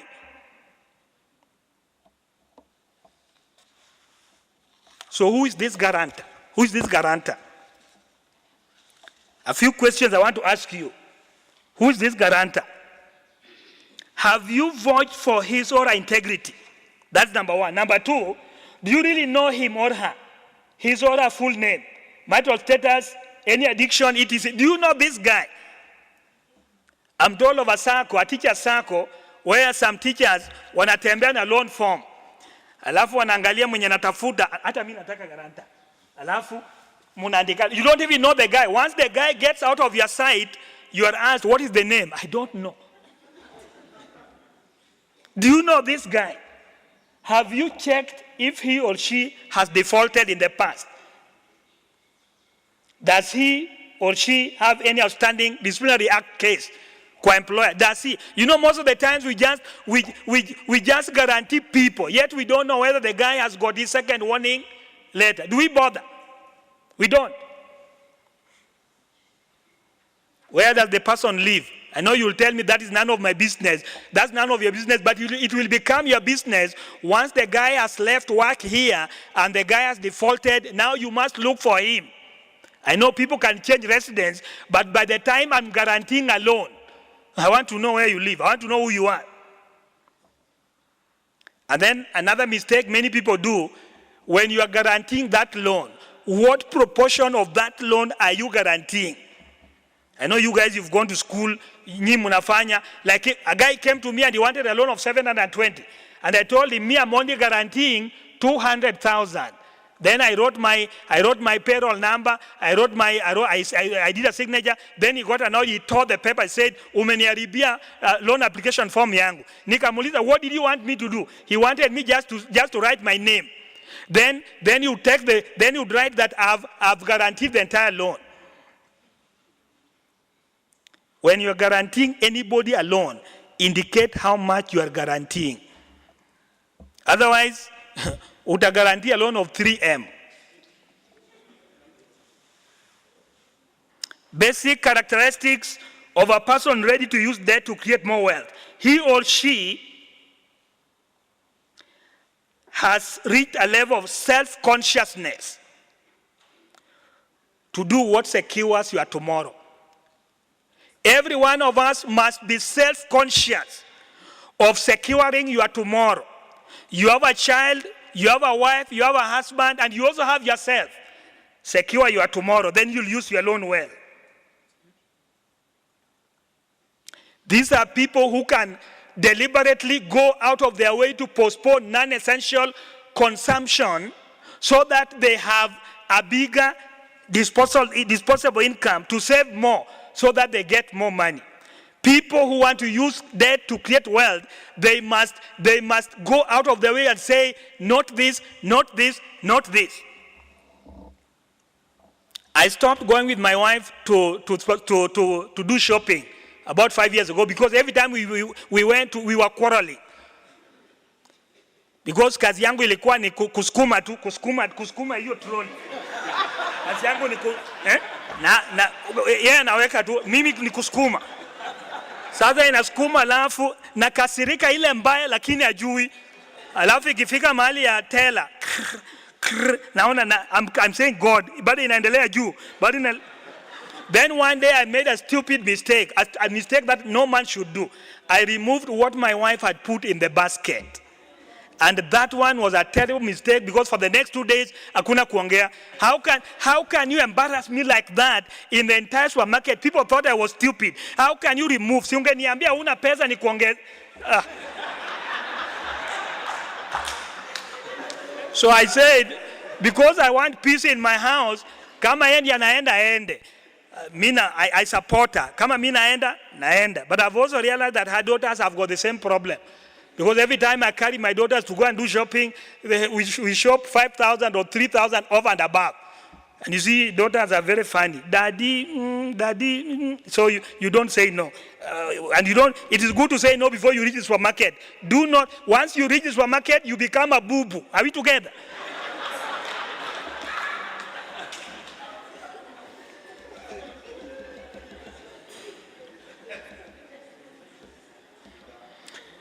Anybody who wants to use a loan to create wealth should not get used to top-ups. Remember, I've told you about 95% of top-ups are used on consumption. They are not used to complete the project. So, credit manager, if you are here, I want to tell you, if you make a study of those guys who keep on working for top-ups, chances are, these are people kazi kiisha namna hii. Hiyo loan yote iko mbaya. How do you create debt? How do you use debt to create wealth to take care of your tomorrow? Now you have a job, tomorrow you don't have a job. True or false? How many of you are so sure that on Monday you'll have your job? How many of you are so sure? Maybe you guys could be lucky. But those who work in real private companies, you have your job on a daily basis. Where I work, the first time when people were told to go home on a Friday like this, there was nothing. On Monday, there was a circular from the MD that the following, please hand over quickly and leave the premises of the institution. Monday, you had a job.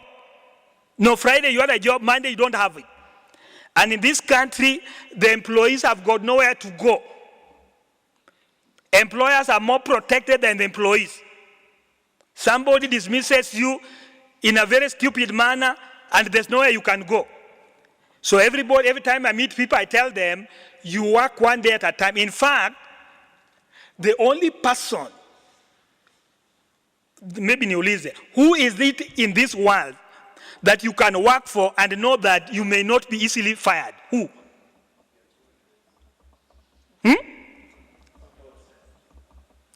The only person who can guarantee you a job for tomorrow and tomorrow, first and foremost, is yourself if you have invested well. Because we know guys who have started companies or institutions or enterprises, but they did not do due diligence. They did not do feasibility study. So they've taken they have a loan of 3M to create self-employment, but before long the job is, the company is dead. The best employer you can ever have is your mother. Why? She fires you in the morning, in the evening she calls you. Come back to work lakini chunga kazi. Then she fires you again, she tells you chunga kazi. But if you're not working for your mother, which I believe all of you are not, then use your loan to create wealth, because nobody knows about tomorrow. So today you have a job, tomorrow the job is gone. Today you have a business, the business is gone. Today you have a money meeting, wife or husband. Tomorrow he says, who are you? I don't know you. Get out of my house. How I pray that each and every one of us, hata tukiambiwa tuende, we shall clear all our loan obligations and we shall have something that brings in money.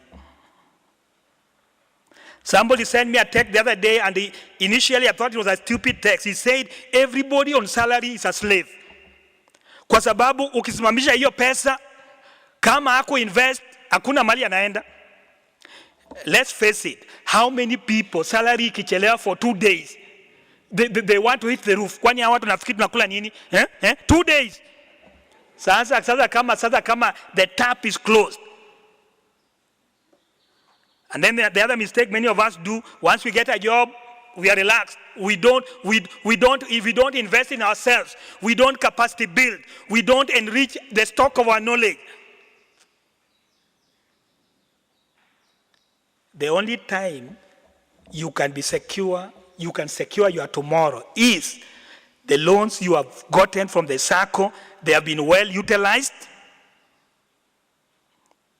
And then when the job goes, you should have plan B to clear the debt. It is so painful for somebody to pay somebody's debt, I can tell you. And there's one thing I rarely say, but it's true. Sooner or later utasikia kuna mtu ameua mwingine. Kwa sababu gani? I guaranteed him a loan, na loan aliskwanda, sasa mimi nalipa loan. Na naona huyu jamaa bado anatembea hapa na pale. People are going to die. Let me give you a small example. T-bonus. There's a guy who became clever. So T-bonus, people guaranteed him because they knew he's a good tea farmer.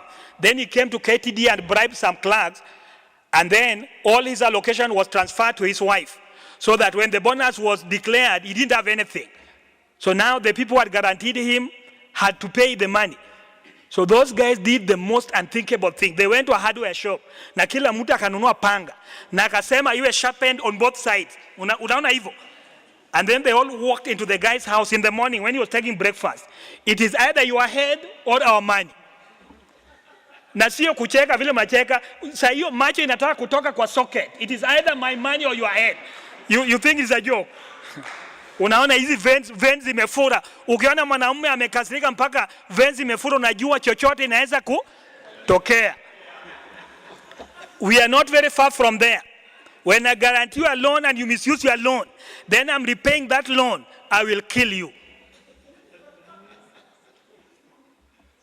And the worst for ladies, when you guarantee a man who defaults, pray to God that your husband does not know. Because if he knows, hiyo itakuwa matusi every morning, every evening. So for a woman especially, I know you also need guarantor, but before you append your signature, for a woman, be extremely careful. When are you going to retire? Do you know when you're going to retire? Is it at 50 or 55 or 60? When I look at the faces here, majority of you are around 40. So I want to ask a few questions. Let's go forward. Let's go ahead. Kuna swali la kuuliza. Question number 1.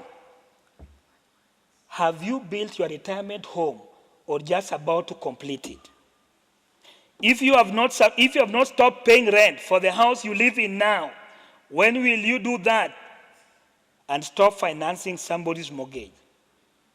Are you investing prudently the debts you take over to create a pool of investments for your tomorrow? At or about 40, have you stopped making babies? And I've given an analogy here. You have a 3-year-old, anaenda kindergarten, anachukua 3 years hapo, alafu 8 years primary, 4 years secondary, 5 years university. By that time, if you are 40, you will be 60 years old. Yani umefika 60 na bado mtoto hajapata kazi na uko 60. Sometimes I feel pain that sometimes I don't know where it comes from, because I'm seeing a 50-year-old bado anatembea na mtoto mdogo. I'm asking, kwani huyu jamaa alikuwa wapi watu walipokuwa wanapeana mimba? Alikuwa wapi?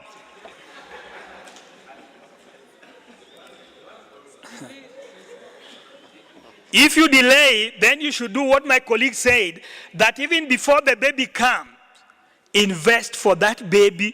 Hujui jina, you don't know whether atakuwa boy, atakuwa girl, invest for that girl. Those of us who are delaying marriage, invest for that child, so that even if that child comes when you're 45, the money is there. Unless you are like Moi's children, or Kenyatta's children, or Odinga's children, or Karume's children, you can afford. Because when Karume died, I'm told the last born was worth about 1 billion. Sasa imagine at my age, bibi amepata mimba jamani.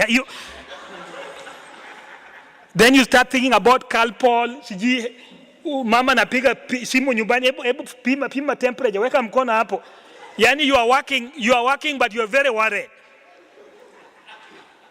I'm not saying you can have babies until you are 80. That's your own business. But what I'm saying here is, have you invested for them? Have you used your debts to create wealth for them? I want to conclude because the other areas have been covered. What you should consider before you invest, I won't talk about that. Then there are possible areas of investment for wealth creation. You can purchase land and sell. You can build a house and sell. You can build houses where people rent. You can also invest in other areas where income can come from. I want to pray for each and every one of us. Do not just tegea hii salary. It is a passing cloud. Today it is there, tomorrow it is not there. Unless you're employed by your mom, don't. And then I also want to advise us. If you come from mahali kuna tea growing, nunua shamba eka moja, weka majani chai. If you come from where coffee is, do something. Every one of us, I'm saying, at least have one source of income. Because this salary is not so guaranteed. And then, take for now. Many of us, you get money every month, lakini it is not enough. That's why many of us come for top-ups. I want to conclude by saying, because these two topics were intertwined, never take a loan that does not create wealth. If you want to go for holiday, save money for holiday. But never take long-term loan, a loan for 60 months, then you use it for things that are neither here nor there. And if there's anybody here who drives a red-plated number plate, na bado unapark hiyo gari kwa nyumba ya mtu, then there's something that is seriously not adding up.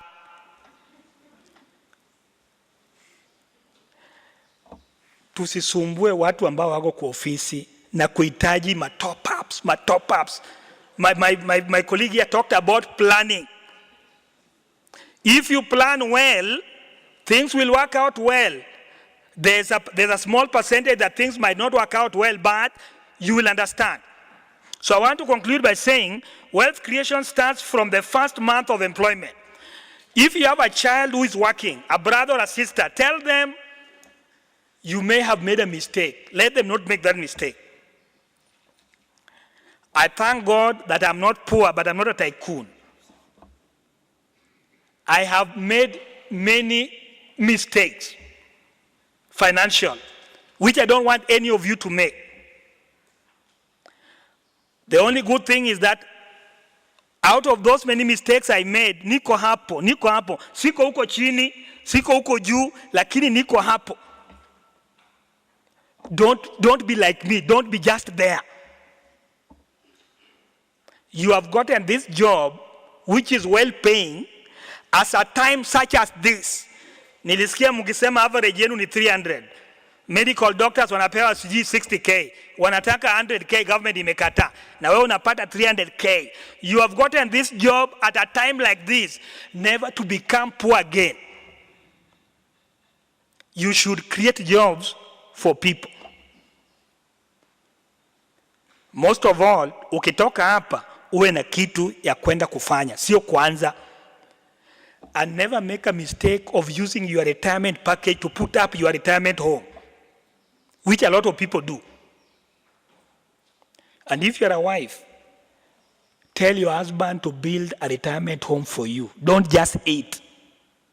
I'm told women are the people who make homes. Sukuma huyo jamaa mpaka akose usingizi, ajenge nyumba. But if you're comfortable in Westlands, si unalipiwa rent. Sawa tu. I want to give you 2 pieces of advice, which is not part of my presentation, then I leave. Number 1, if you are a wife and your husband is putting up a project, let it not be that kazi yako ni kulisha. Sweetheart, we kazi yako nunua chakula, tukule vizuri, watoto sisi tushibe. Apart from doing that, when your husband is doing a project, hata we enda huko.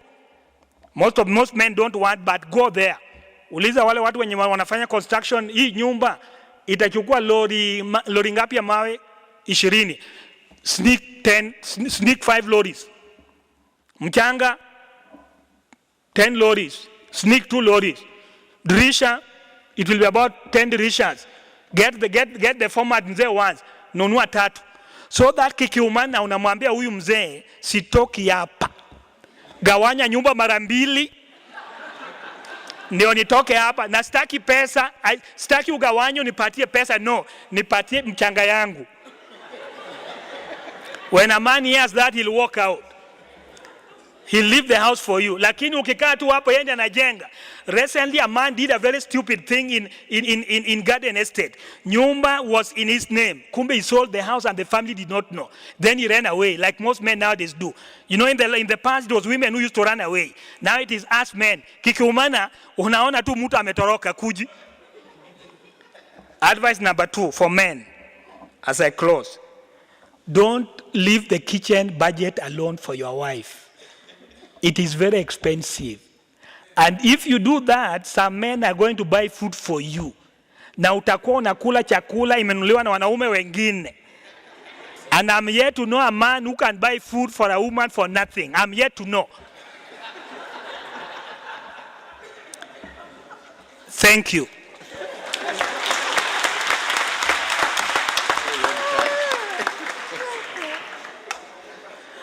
I'm not spoiling, I'm not adding anything. Donge, I do not know why you're not a pastor. Because when you're speaking, you sort of carried us spiritually. Now, Maurice, please come and run the plenary session, and we can ask all the questions we have on the 2 topics.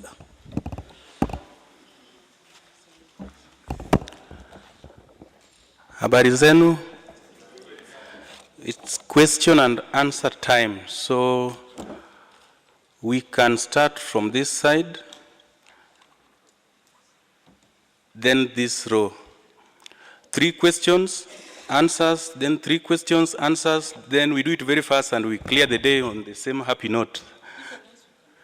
Even the directors and the supervisory and the management can also ask. So let's start from this side. Do 3 questions, we get the answers. And this central row and this high table, then we can close the day. Thank you very much. Let's start from here. You say your name, your question, I do 3, then we get the answers. Thank you very much. Okay, Honorable Abich. Habari zenu. By the way, the questions, are we going to ask on all that has been discussed or just what Mr. Donge spoke about? Just a second. It's good to point out whether your question refers to the first speaker or the second one. Yes, that's what I'm asking. Is it for everything? Everything, yes. Everything. Okay. My first question will go to I don't know whether you're the first speaker because I just came in between when the session already started. It is relating to the budget that you are giving us percentages like 10%, your rent and all that, like school fees, insurance, and such kind of stuff. The figures that he gave, are those realistic figures or are figures that you're just trying to extrapolate from some research? Because, for example, if you say that for insurance, you have to set aside 5% of your gross income salary, and let's talk of medical insurance. These are things that you don't plan for. You can get sick for any other reason that you didn't know. And if you put 5% for your insurance and you don't have any other backup, say from your employer, as a result of mitigating that risk of getting sick, that will not be sufficient. So some of these things that you are saying, probably they are just arbitrary figures, or maybe it's about the semantics of how you presented yourself or delivered that I'm not getting through. I hope my question on that is very clear. Yeah, it's clear. Now, can I ask another one? Oh, okay. Okay. Your name and the question. Mine is Joseph Matere, and I want to thank the two speakers for enlightening us and keeping us well entertained the whole afternoon.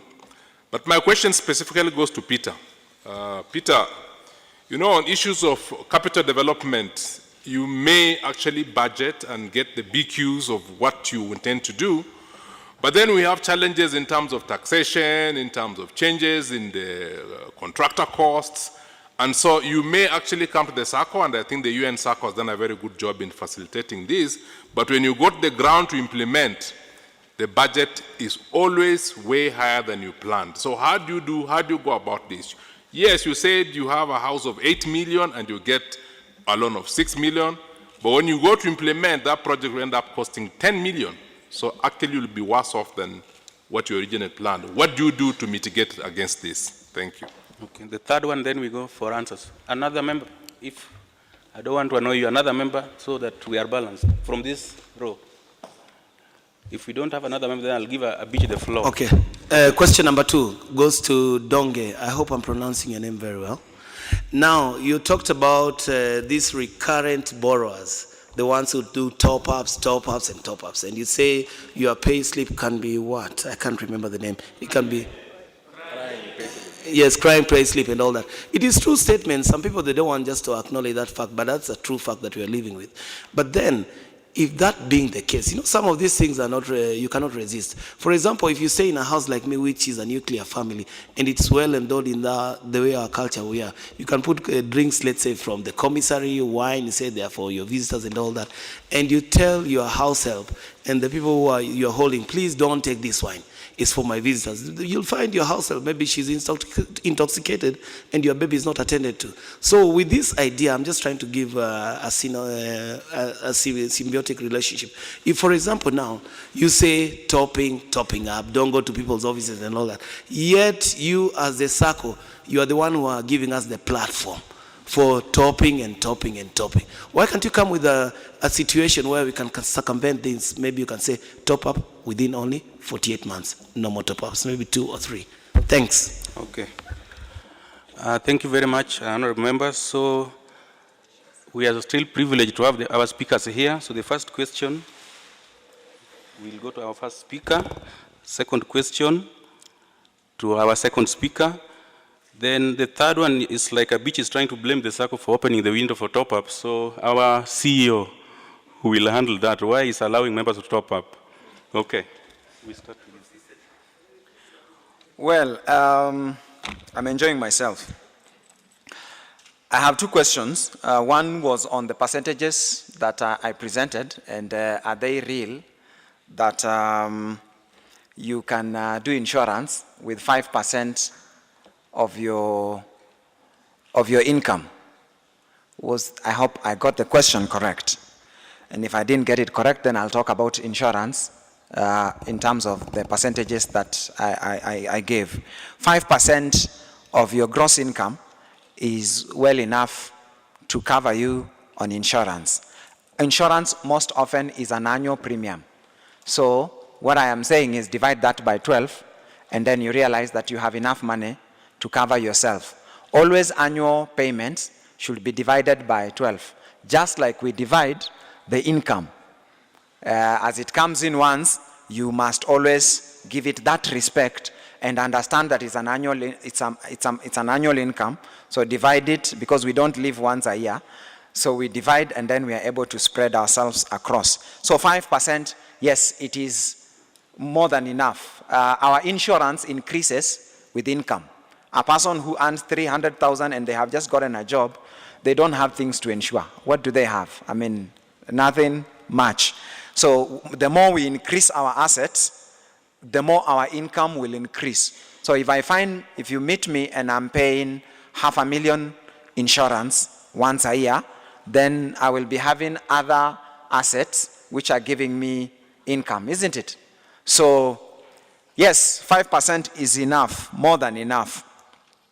The other insurance we talk about is setting up policies for yourself and for your children and for other. Those are not under that 5% of insurance. Those fall under paying yourself because they are investments. They have to give you a return, isn't it? So it is an investment. If you're setting up an investment for your children, then it will come under paying school fees. What you're just simply doing is you're paying school fees upfront. So you start by, so that falls, there's the 10% where you pay school fees currently and for the future, and then there is the paying yourself where you do investments. When we do one-on-one, you will understand more of that. However, those percentages are very real. People will fight with a few because of a culture that we have developed and where we are coming from. So people will say, no, this one is not enough. But my responsibility is to help you make it enough. So either by ensuring that we squeeze your life to that place and then we increase your income so that then you grow. All right? Thank you. There was another question on the challenges of projects. And sometimes, you know, the Bible says, count your cost. Doesn't a man count his cost? Count the cost of the project, lest people laugh at him how he started a house and then it stopped halfway. It is just important that we understand that the BQs are estimates. And so they are estimates. So while borrowing, we have to know that we must have capacity to one day, if these estimates doesn't work as they have worked before. But it's good to do your research, get knowledge, work with a quantity surveyor that is experienced. Some of us go pick our relatives who have just come from college because they are free. So don't do that. Work with someone that is experienced, that has done some projects. It will save you some money so that you have enough money to complete a project and not stall halfway. I have put my contacts. I noticed I did not give my contacts, so we have, you can follow me on Twitter. And we have my email address, consult@peterashira.com or p.ashira@questgroupconsulting.com. So you can do as a mail. Thank you. Thank you, Peter. You've managed to answer both question 1 and 2, so I'll still leave Donge to rest. Then question number 3 on top-ups, the CEO will combine during his session when he gives his speech. So we are going to this central row for 3 questions. I wanted to maybe address myself to the person who asked something about recurrent borrowers. One thing that I know of is that the current member of the SACCO wants higher and higher dividend. So how can the SACCO get that dividend? The SACCO wants to give out as much money as possible. But I want to believe that every one of us has a name. When you keep up coming for top-ups for things that are not investment related, there are many people who are using top-ups as a continuation of their salary. That to me is very painful. You come for top-up to push the month, There are people who come for top-up because at around 15th, kimeumana mfuka kuna kitu, anakujia top-up. When you come for a top-up like that, you are not dignifying yourself. You are becoming a slave. And my prayer is that for every one of us who is salaried, and remember I've said that the jobs are here today, tomorrow they are not there. Do not be a slave to top-ups. There are certain things you can say no. Assuming like now, me I drive, but I'm not a slave of the car. Kama gari imeumia to the extent that I cannot put it on the road for the next 3 days, I don't need to go for an emergency. I can get into a matatu. Lakini there are some of us who have become slaves. Me, the only reason I was saying, because I've seen it, I've seen top-ups ruin people because we now behave as it is part of the salary. When you look at a loan as part of the salary to push you through month end, then you have lost it big. Thank you. Okay, so we take 3 questions from here. Say your name, the speaker you are referring to, and speak slowly so that I can take the summary of your question, okay? Okay, David Muga. Okay. Okay, my name is David Muga. My question goes to Jekones Dongi. Is it wrong to borrow, go invest, then fail, then be afraid to come back and borrow? Because I don't think because you can plan to go and succeed, but you fail. That I don't think should stop you, or what advice do you have? Should it stop you to come back and borrow? Okay, the second question. Honorable Charles Wambua.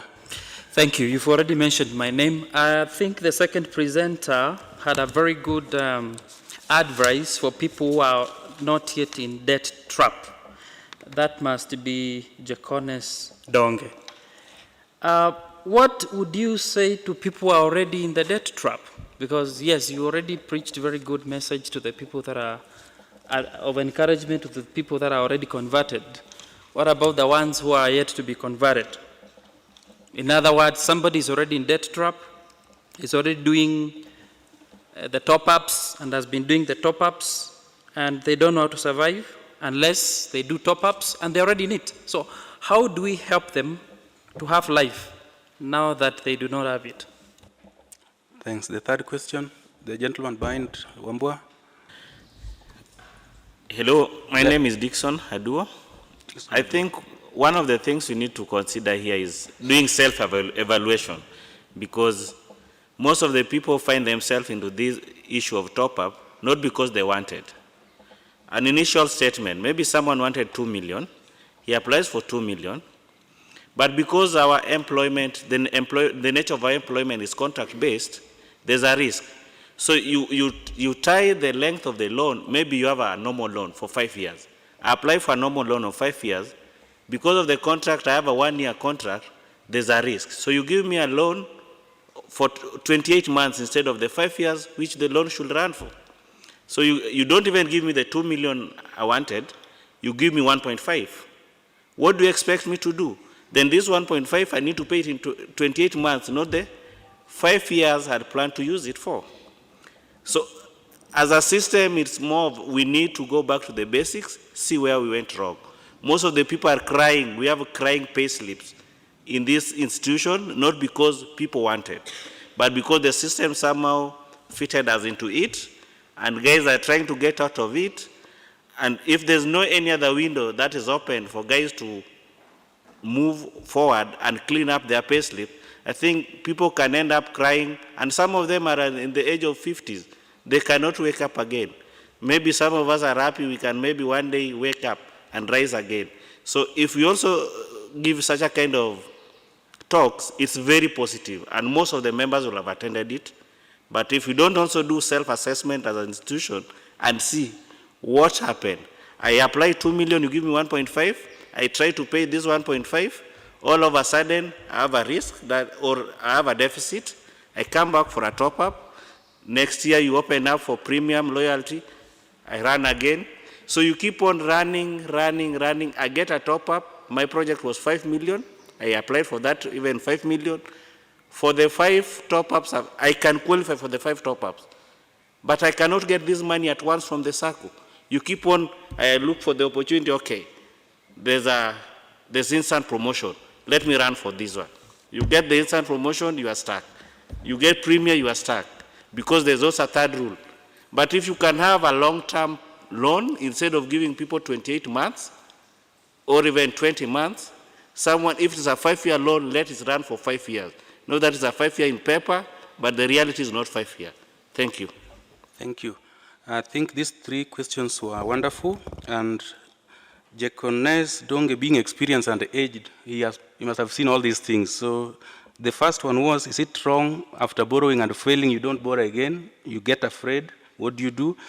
Then Wambua asked, those who are already trapped, were they preached to? How do they get out of it? Because most of us are trapped, including me. Then Aduo, the self-evaluation is 2-way. The SACCO giving you loans and you taking those loans. Another speaker here said, when you announce you have money you want to give people, people will just queue here. So Bwana Donge, handle them for us. If you borrow money, invest and fail, don't stop there. What you need to do, retrace your steps and ask yourself, where did I go wrong? Chances are you invested in a market because your friend or your relative, or it was a talk of the day, something like that. I remember when the pyramid schemes came, people were really investing money, taking money there. But me, working in a bank, I knew that there's no serious bank or financial institution that could give that rate of interest. But people went there, they burnt their fingers. Do you stop? No. You wake up, you dust yourself, you ask yourself, where did it go wrong? Did I do due diligence? If I did not do, I don't do it again. That pyramid scheme, me, I like talking about practicals. I think my wife lost money, but she never told me, because there's a day she wanted to send me. The other day she told me, will you be passing through this place? I said I will, but I'm very busy. So I didn't take that money. She had I didn't know what she wanted. But later on, when I passed through there, I found a long queue. And when I asked about it, it was pyramid scheme. But what I don't know is, maybe she went there and put in some money there. But to be short, if you invest and fail, don't say I will never do it. Wewe mwenyewe, do the self-evaluation, ujiulize maswali, and go back there. You'll be wiser. You'll be wiser when you go back there. People who are already in the debt trap. That is why we have financial advisors. Any one of us who is already there. Because the thing I want to tell you, without any doubt, is if you continue to be in that debt trap, the debt trap, you are going to die economically. You are committing what I refer to as economic suicide, pole pole. And before you know it, you would know what to do. And the worst part of it is, in the event the job goes, when you're already indebted to that magnitude, what shall you do? It is never too late. Talk to a financial advisor who will tell you how to get out of it. Chances are, maybe your appetite for spending is very high. Retrace your steps once again. Maybe there are some areas where you have used the money, but when you do critical evaluation, you realize that this area is not really it. Let me give another example. I happen to have been a mama's boy. I love my mother so much. Then every time somebody did something in the village, she would tell me, why not you? Watu wananichekelea ati me, I'm the only one. Watoto wake wajenge, wafanyi vitu. So one day I say, mom, okay, sawa, nitajenga something in the village. Nikajenga. It is there. It is not giving me good returns, but I did it to satisfy the ego of my mother. But should I continue doing it? No, because I know it is not going to be very economical. So there are certain things we are doing or we did that has made us now be perpetual debtors. You can get out, and I'm saying the earlier you get out, the better. If you top up, let me be very clear here. Topping up for investment is not a wrong idea. But I know people, not you UNSACCO members, I know many SACCO members who top up to push them until month end. I know there are people who top up or who come for emergencies, not to do anything special, but because they are going for a weekend party somewhere. Some people, not you. Yani, wanaume group imeamua tunaenda Naivasha and he doesn't have the money, he comes for 100K. Because if the SACCO is liquid, the SACCO will give you the money, because the SACCO needs it. So top up which is economically used is not bad. Top up used for consumables or used to push you until month end is not a good thing. And then I also want to tell you, because I've lived that life, and because I'm still alive, I still live it. Do not be, this one I need to say when I'm standing. Do not borrow a loan until you borrow a loan ifike hapa. Wengine they borrow loan mpaka inaanza kufinya vital organs. Alafu wanachukua loan inafunika hata pua. Wanachukua loan you are submerged in loans. You should have dignity. A time comes when you say, not more. Wacha, let whatever happens, happen. But do not be a slave. Do not be a man or woman. When you walk inside the SACCO, other staff wanaanza, ndio huyu anakuja. Ndio huyu anakuja. Hawasemi, they don't say it because you are the employer, lakini, deep inside, ndio huyu. This week, was it this week? I came to see the marketing head of marketing. But as I sat there waiting to get in, I think there was a lady asking for top up, and she was just next to the lady on the screen, and she took some little time. She's aweka hii figure, nikiweka hii itakuwa hivi, nikiweka hivi itakuwa hivi. I realized this one here, this is a serious problem. Do not come and camp. Do not come and camp at the table of the staff. Ati figures aingi, weka hii, aingi, weka hii, weka hii, weka hii. No, that is somebody who is dying slowly. And for those of you who are on contract, please, beba mzigo yako, usifanye mtu alipe deni yako. Na usichukue loan mpaka hapa. Chukua loan ifike hapa. There are certain things you don't need to do if they are going to kill you. Don't. You don't need to drive a car like that. Like me, I drive a small car. Although I need to drive a big car. But the question is, what is the big car for? Although the other day a lady told me that even if I was the only one, the only man left to date, she would not date me because gari yangu naingia namna hivi. Wanataka ile magari unashika huko uki? No, I'm not going to live a life for people. I have to live my life. Thank you. Thanks. Okay. I'm going to give a chance to the high table for maybe 1 or 2 questions. Then I give 3 chances to the floor for any other burning questions you've been harboring in your heart. This is the time to ask them. So any 2 chances here? You are also taking loans, borrowing. You also need to ask questions. Yes, answered. Okay. Any burning questions from the floor? Abich, you've spoken. We can give, okay, genders now. I'm giving it to this lady. Say your name and your questions. Okay, my name is Caroline Machete. Sorry, I didn't get it. My name's Caroline Machete. Okay. I wanted to talk about, first to compliment this talk. For us, it's very important, especially for, like me, I've really worked whatever these people were saying, and the SACCO helped me to plan my money because I was doing both capacity building of myself and loans here and there.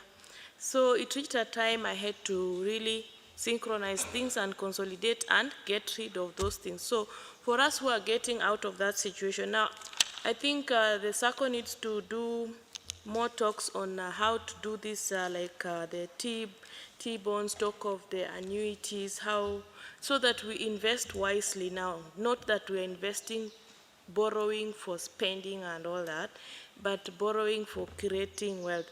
And also to talk about, there's this new phenomenon called the Bitcoin. I don't know if it's legal or illegal. What? But the Bitcoin. The Bitcoin, yeah, it's coming up in the market. It's from the US, but we just need to know if it's legal or it's something so that we don't get to invest in things which are not right. Then about the government securities. When this government is going for elections, we know it will be well, yeah. But of course, government securities are secure. But now, maybe we need to know, like, they start paying immediately 1 month after you invest, or it's the 6 months annuity and had a period, yeah? Yeah, I think that's on a nutshell. Thank you. Okay, thanks. Any other, someone was, oh, bind. Your names and your questions. My name is Dennis Mochucha. Okay. And I've been listening to both speakers online. And I just wanted to ask the speaker, both the speakers who have been advising us on wastage of money. As you know, the board members seated there with you are also UN employees. There are people just like us, who are members just like us, who had been taking loans just like us. Now, I want to ask you whether you've advised them on wastage of resources of the SACCO too, because you also need to advise them on how to use the resources in the SACCO. Not only advise members, they also need to know how to use the money we entrust them with. Thank you. Thanks. The last one? Okay. Yes, sir. Say your name, yes, and your question. My name is Maurice Asudimi. I just wanted to have one suggestion, that in future, such a training you should try and give us notebooks and pens. Because now I wanted to write and I could not get, and I seem to have missed a lot. Okay. Okay. We'll share the materials with you. Okay, last. Thank you. My name is John Gadu. My question is directed to Mr. Donde. Okay. Given that he has had a lot of experience in managing cooperatives. My question is on members' losses within the SACCO, either through fraud or by somebody within the secretariat. By secretariat, I mean somebody working within the SACCO, you know, taking advantage of some members' savings and I don't know, I was told not to use the word stealing, but I believe it is stealing. Yeah, I'm saying this because I have lost quite a colossal amount of money within the UNSACCO. And I have tried all the time to write complaints and so on. My question to Donde is, once such a scenario has happened, which is the most appropriate investigating agent that SACCO, like UNSACCO, should engage, you having been within the cooperatives, in order to recover the members' money? Either it has been through fraud or it has been through cyber theft or something like that, because it is there. Yeah, which is the most appropriate investigating agent that UNSACCO should engage in to recover the members' money? Thank you, sir. So I'm going to... Okay. Sorry for taking your time, but sometimes I think much as your members, excuse me, Maurice, much as taking much of your time, I've suggested this thing one day, that we should have ombudsman, or let's say, no, sergeant at arms. Like today, it's an education day. I don't think as the convener or somebody who's running the meeting, you should allow questions of the AGM to come on education day. Like the last question that he was asking, that is a question of the AGM, is irrelevant to this. Now, back to my question. It goes to Donde. Oh, we beg to differ. We go to, it's normal. We have AGM and education day. We are not trying to protect anyone. We are all members with equal rights. If it's time for this, it's time for that. But anyway, that's food for thought. But now my question is, we brought people who are financial experts in this field. There's Peter and there is Donde. Much as you're giving us the story, and Donde said very well that we, people of the UN, we are well read, we understand all these things. Whatever you've told us is good. I hope you'll share the slides with us so that Asudi would not have the pain of writing his notes. He can go back to the notes. I hope you'll share. Last time you guys didn't share the education day. Yes. Now, secondly, as they're giving us those examples, how we can secure our finances, how we can grow, would we have living practical examples? For example, maybe getting Manu Chandaria here, Kirubi, is difficult. But much as you bring us the people who are well endowed in this financial analysis and expertise, there should be some examples which are living and being seen. Like, for example, my brother does furniture. He does this furniture, he's achieved this through his loans and all that. But giving us the stories, we can all read and regurgitate. Even if you give me these lyrics, one week I'll come and repeat the same story, and I'll give you examples that are practical. But giving us stories without examples, it is just like sugarcoating the whole scenario. Thank you. Thank you very much. I think I'm going to give Peter a chance to talk about what Caroline mentioned on the T-bonds, all these securities, what we should do, how we should go about them. He's still very young and well-read in the market, very current, very digital. Then he can also talk about Honorable Dennis Muchucha's concerns about wastage by the board, how he has advised other boards how they should not waste members' money, because we are not here to shy away from any touchy issues. So then I think John Gathu's issue, the chairman will touch on it. Maurice Asudis, I think we'll share these notes, and maybe in future we'll give you stage, but we are trying to avoid a lot of printing. We are going digital. So we'll try to be innovative in the future. So Peter, I believe I'm clear on the areas to touch. Thanks. Yes, I'm enjoying myself. I love your questions. Quickly, I will answer a few. She mentioned about treasury bills. Was it treasury bills and bonds and how you can go about it? And government securities. Yeah. We had a very short period of time to talk about this thing. I can talk about, investments a whole morning. So we had a very short period of time, and that's why I gave you an offer to see me one-on-one. Then we will be able to be more practical and help you to know at what point then do you get, government securities is a low-risk investment. So at what point do I get in the low-risk investment? I advise if I'm doing low-risk month by month, then I can try another level of risk and not lump sum. When I have a lump sum capital, I might not want to go again to low risk, because if I am doing low risk month by month with the right percentage, then is it appropriate? So much can be discussed in a one-on-one meeting when you get that offer. You can do as a mail. You can even ask a question on mail, and I would still respond if you didn't have an opportunity to do it here.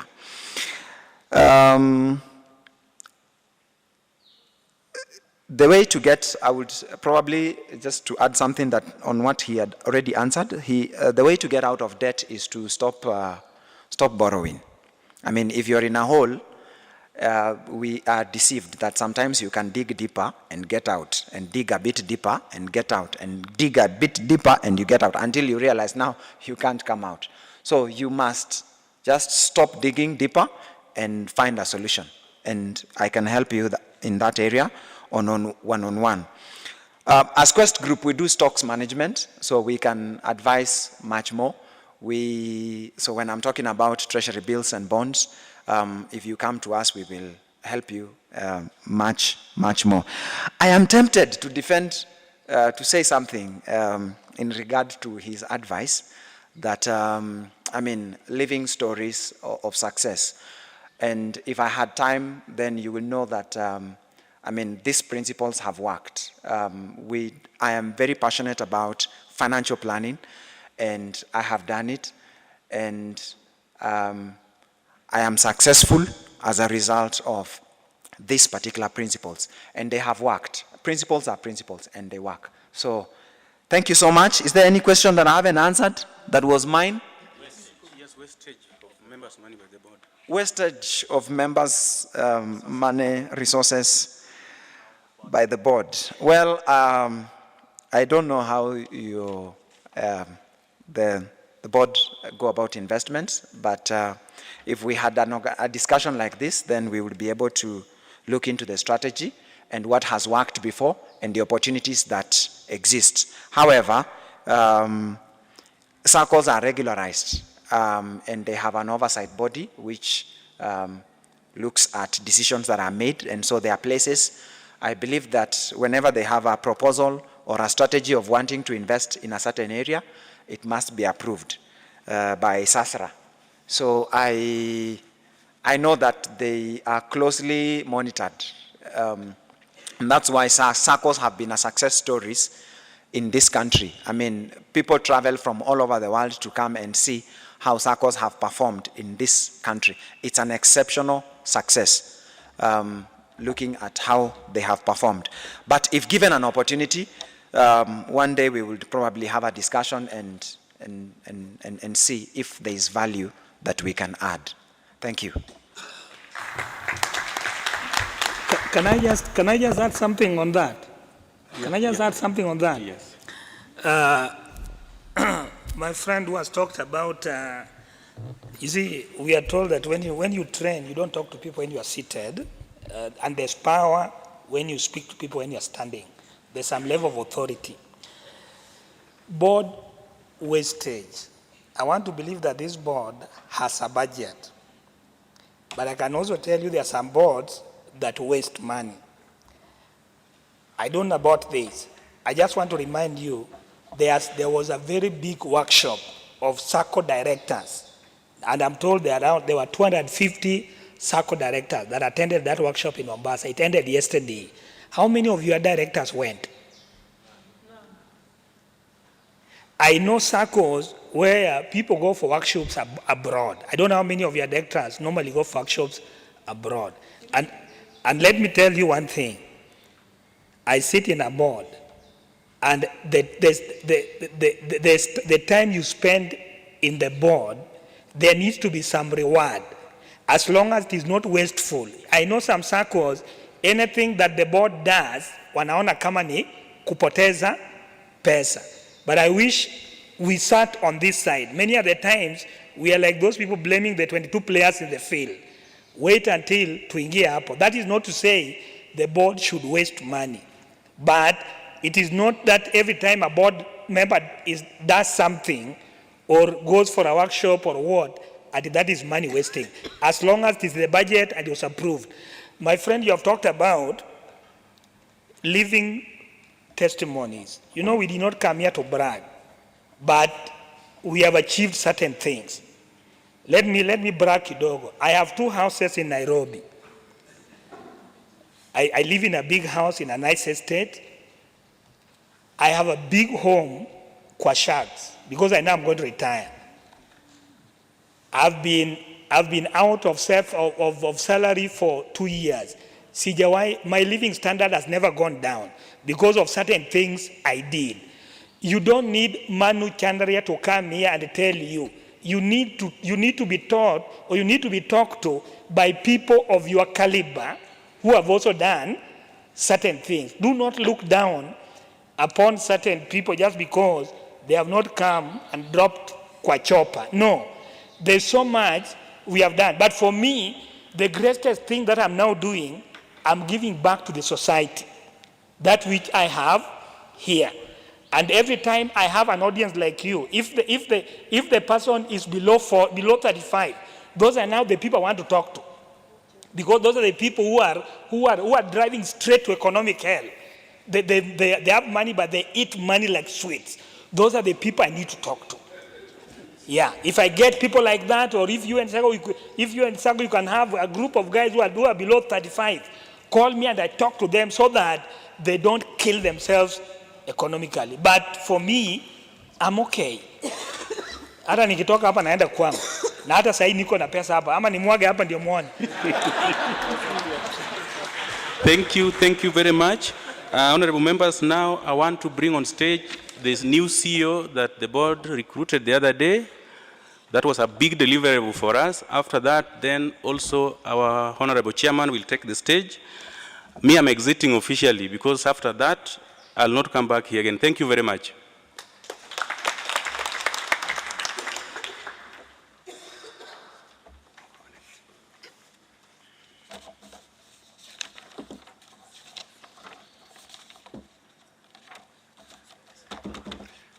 Good evening, everyone.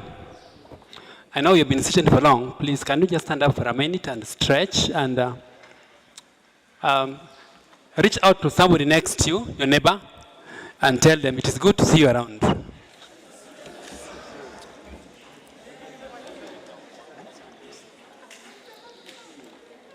Tell him or her the CEO sends his heartfelt greetings and regards to you. Please, you can sit down.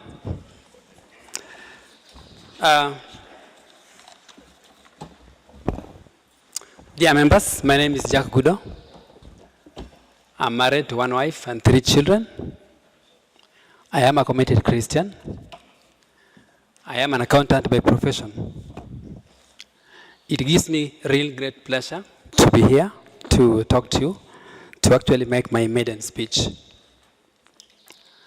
It is a blessing really to see all of you who have braved the time and the cold to be here until this moment. And it is my pleasure that this is what we are going to do frequently. I'm here just to give you a brief of what I stand for and my vision for this SACCO, and where I believe that by God's help, we will be able to go to. And I believe that through hard work, honesty, and integrity, we are able, and we shall be able, to take this SACCO to greater heights. I'm not going to talk about our vision and mission. That is known. Ladies and gentlemen, I want to submit to you that I've been here for 2 months, and there are a few things that I've identified as our strengths. The first one that is so secure and that is so interesting, that shocked me, was what you call the secure location. It's very interesting, really, that sometimes some of us think that going outside there is being exposed. So I want to submit to you that indeed we are securely located. This SACCO has a well-defined market. Of course, we have shared values. Our ERP system is very efficient. And last but not least, we have high liquidity. Now, that high liquidity can be both a blessing and a curse. And be telling you areas briefly how it has worked with, for, or against us. Dear members, my areas of focus, one is there. I believe that you're going through the customers that we have, our efficient staff and qualified well staff. It is my desire and my prayer that we are going to have a timely and efficient customer response to your demands. Through the support of the board, we are introducing our customer care department that will be able to handle your questions and concerns as it comes. I'm also concerned about the customer growth. We cannot grow, ladies and gentlemen. As our speakers have said, we need debt. One of areas of my concern is to empower you. Look at the last slide there, talks about member empowerment. And this we can only achieve through your support and of course through member education. I'm glad that you've already tested the 2 speakers that you have called. We'll be calling in more, at least to advise us on areas of our concern. I'm trusting God to help us have an efficient, timely, and effective bookkeeping. I'm an accountant by profession, and I can assure you and attest you that we have enough qualified staff in the board and also with the staff. My other areas of concentration will be the cost management. I've heard somebody saying that boards don't need to waste. I've been here for 2 months. I don't see anything to the contrary, but I'm saying we are going to concentrate on that. There's also what I call the staff growth and control. We can only go far if we have staff that are well-skilled and well-trained. And of course, last but not least, I'm talking about the regulatory framework. We cannot operate in a vacuum. All our areas of operation must be within the stated facts. Now, when I'm talking about the revenue growth, this cannot come without what we call the loan book. Dear members, I want to submit to you, there's something called CRB.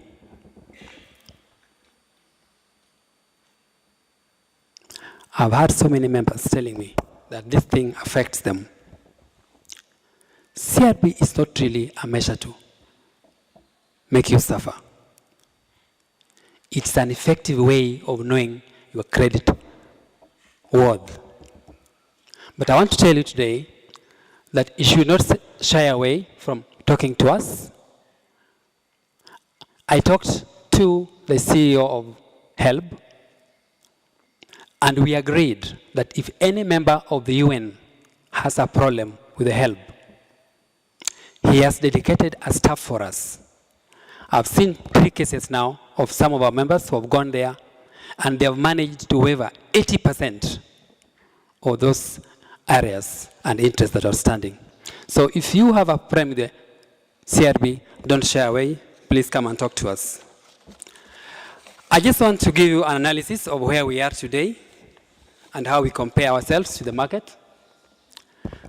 Dear members, look at those circles. I've taken just a sample of 5. What is SACCO in terms of deposits? There are 13. Look at the average member savings per person, roughly 260,000. Come to Safaricom, an average person, you can see the third column, average savings per member. Safaricom is about 380,000. Mhasibu is the accountants. That's where I come from. I'm an accountant by profession. 192,000 per person. Look at the UN. Averagely, we have 1.5 million, one person. Talk in terms of a loan book. All those 5 circles I've taken, it is us only here who have excess liquidity to the tune of 400 million. This is as at the last date of October. It pains me, dear members, that some of those smaller circles have been able to do greater and mighty things than the mighty UN SACCO. Let me challenge you by showing you the next slide. That is the Safaricom SACCO. Muko, go to the next page. Before. Look at the average saving per member for a Safaricom SACCO, 380. Look at UN, 1.5. Look at our loan book, 7.2. Safaricom, 3.6. Ushuru SACCO, 2.9. Proceed. Safaricom SACCO, through the investment arm, proceed, are putting those buildings. That is in Fahari Heights, Karen, empowering members. Proceed, Mugo. That is what Safaricom is doing currently. Proceed. The next slide is where I came from, Mwasibu SACCO. They have an investment company called Mwasibu Properties. Proceed. That is the building they're putting. Accountants, with an average of 192 compared to UN of 1.5 million. What do we have to show for it? Loan book, money, deposits, FDRs, billions of shillings lying idle. What is it that we are not doing correctly? That is the building that Mwasibu is putting up. That's the aerial view. Continue, Mugo. It's a 2-story building. The shorter wing will be for the SACCO and the fossa. The other wing will be for investment purposes. This building is going to cost them 550 million. Continue. I want to challenge us. We can do it. If police, people who earn 30,000, 40,000, are able to get some extra and put a building to give the members higher return, and us at 1.5 million, we can do it. I want you to turn to your neighbor and tell him or her, we can do it also. Yes, we can. That is the end of my presentation. Thank you.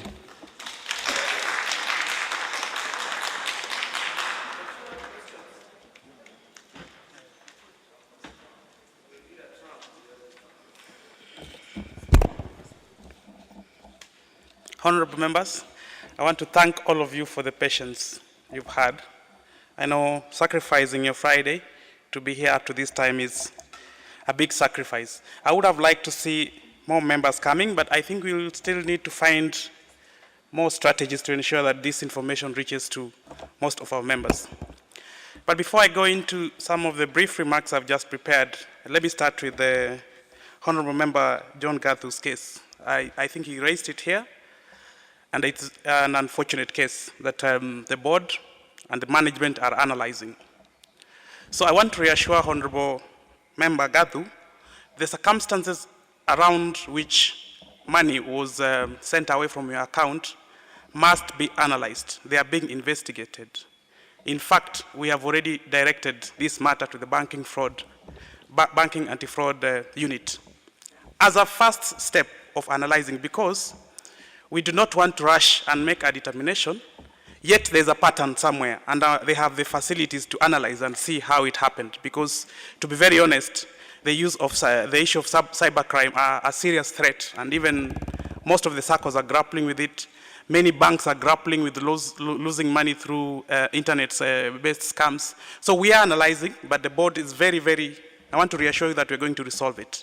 But at least for record purposes, and that's the law, we must report it to the authorities.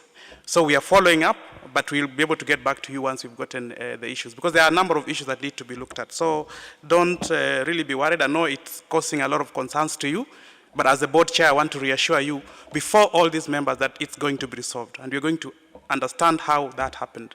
But I think members, you must have noticed that we have introduced even more stricter controls, especially for some of our members who are not within the complex.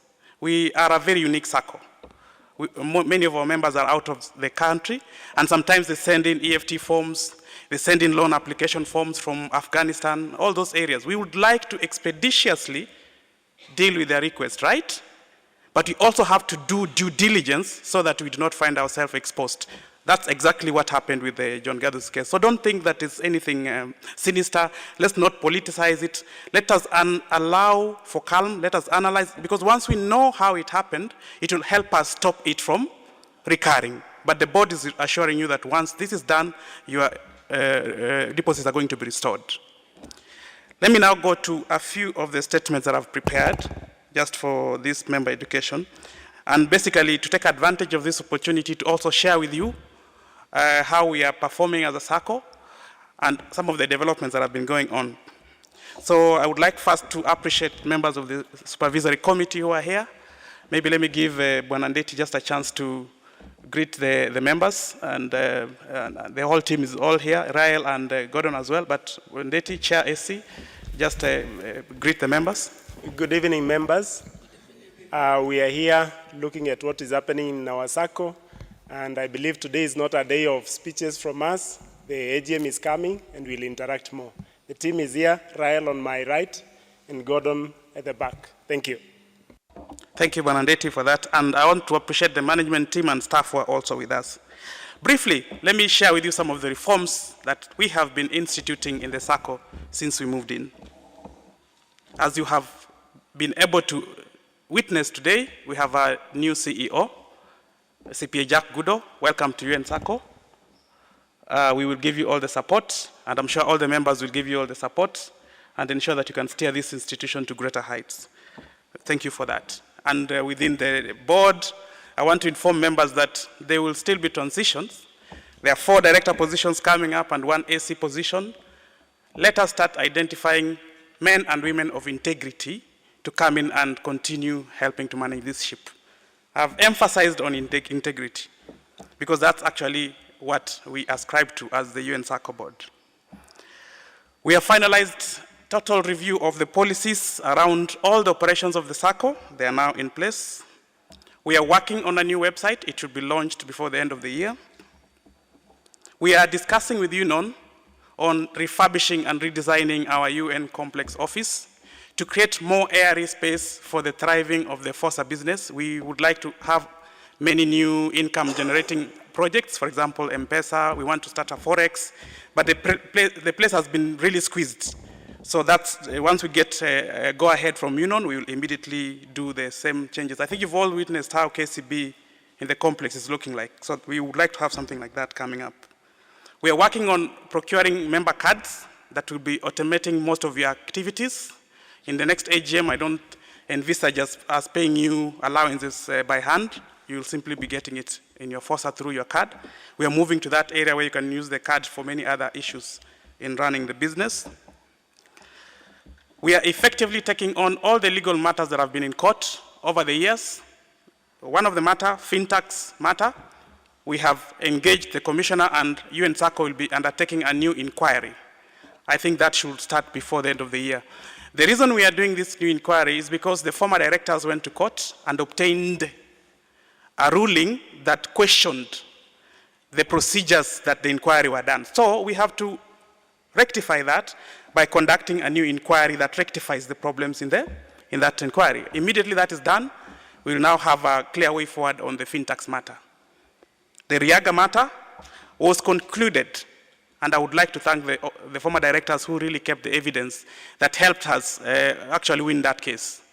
So we are simply awaiting the commissioner or SASRA to acquire a note from the tribunal to allow us to move in and recover the 35 million that is within Cooperative Bank, which we have been holding there, so that the members can know that we are done with that legal matter. And I want to assure you that any other legal matter, the UNSACCO will not lose any legal matter. We have an able legal team, and the board is also providing the required supervisory authority to ensure that we win all legal matters to the advantage of the institution. We have also instituted regular communication to the members, and I think all of you can attest to that. You're getting member updates. There's nothing that we are hiding. We are giving you formal official information to ensure that we do not have that environment where, oh, because we don't know what's happening, we just run around and start creating rumors and some of these issues that can be able to affect the institution. So we are using that modality. We'll continue doing that.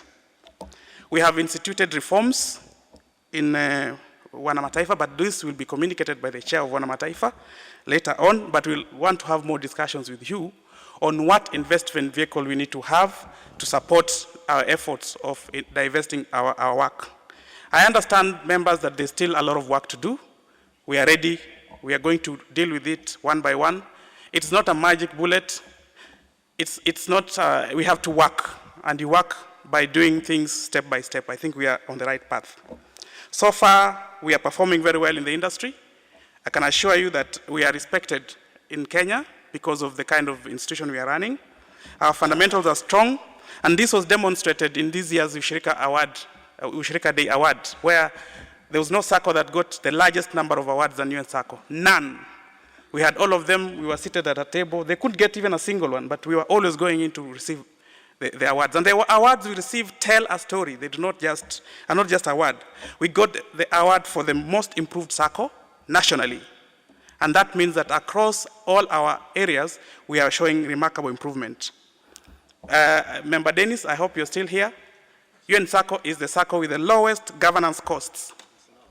That means that the expenditures that we are actually using are the lowest in the market. And I can assure you next year, this award, we will also win it.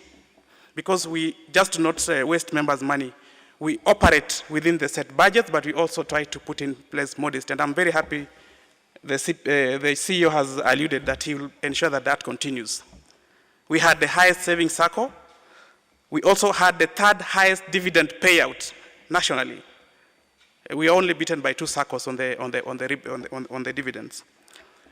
To demonstrate that our accounting are also up to standards, this year we were number 2 in the Fire Award.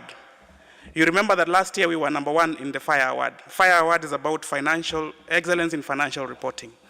Please remember that we do this voluntarily. Many SACCOs do not even join the Fire Award. many SACCOs cannot allow their books of accounts to actually be scrutinized and compared to the peers. But we have been doing this consistently from 2014. In 2014, we were number 3. In 2015, we were number 1. We were beaten by Stima SACCO this year, and we are working to ensure that next year we go back to the top SACCO with the best financial reports. So we have also finalized reviewing our performance so far, and we feel we can confidently launch the dividend advance promotion, which will now be accessible from Monday. We will be rolling it out so that members can be able to at least access some part of their dividends for next year to be able to use it. But still, members, challenges exist, and they have affected us. As we go ahead, we will try to find ways of dealing with them. Some of them are changes in the banking industry terrain, has had to see us reduce our interest rates, which is good to the members, and we want to find a way of ensuring we can even go lower, but still make more returns to the members, because there's the dividend angle, but there's also the cost of credit. So we are trying to see how we can deal with that. So those are some of the issues that I may want to share with you. The final one I want to share with you is on the issue of the Chase Bank. So yesterday, after our efforts, because we wrote a letter to the governor, asking him to give us a clear guidance on the position of Chase Bank. So the governor decided not to meet us because we had wanted to meet him, but decided to call all the depositors and shared with us that Chase Bank currently is stable, is running. They have actually restored all the functionalities, just that they still have the title IR, which means in receivership. And then they are reaching out to investors to come in and pump in a bit of money. Immediately they conclude that process, we'll be able to have access to our resources. And we are really looking forward to that, because it will really help us recover that money which has been held out there, and which has led us to lose quite significant amounts of interest-related risks to that resources. So we are looking forward to that coming out. So I want to thank you, but I want to finish by telling you one thing, and I think the CEO has clearly informed you. I find myself sometimes very disappointed that we have close to 3 billion that in liquidity, and we don't have a home.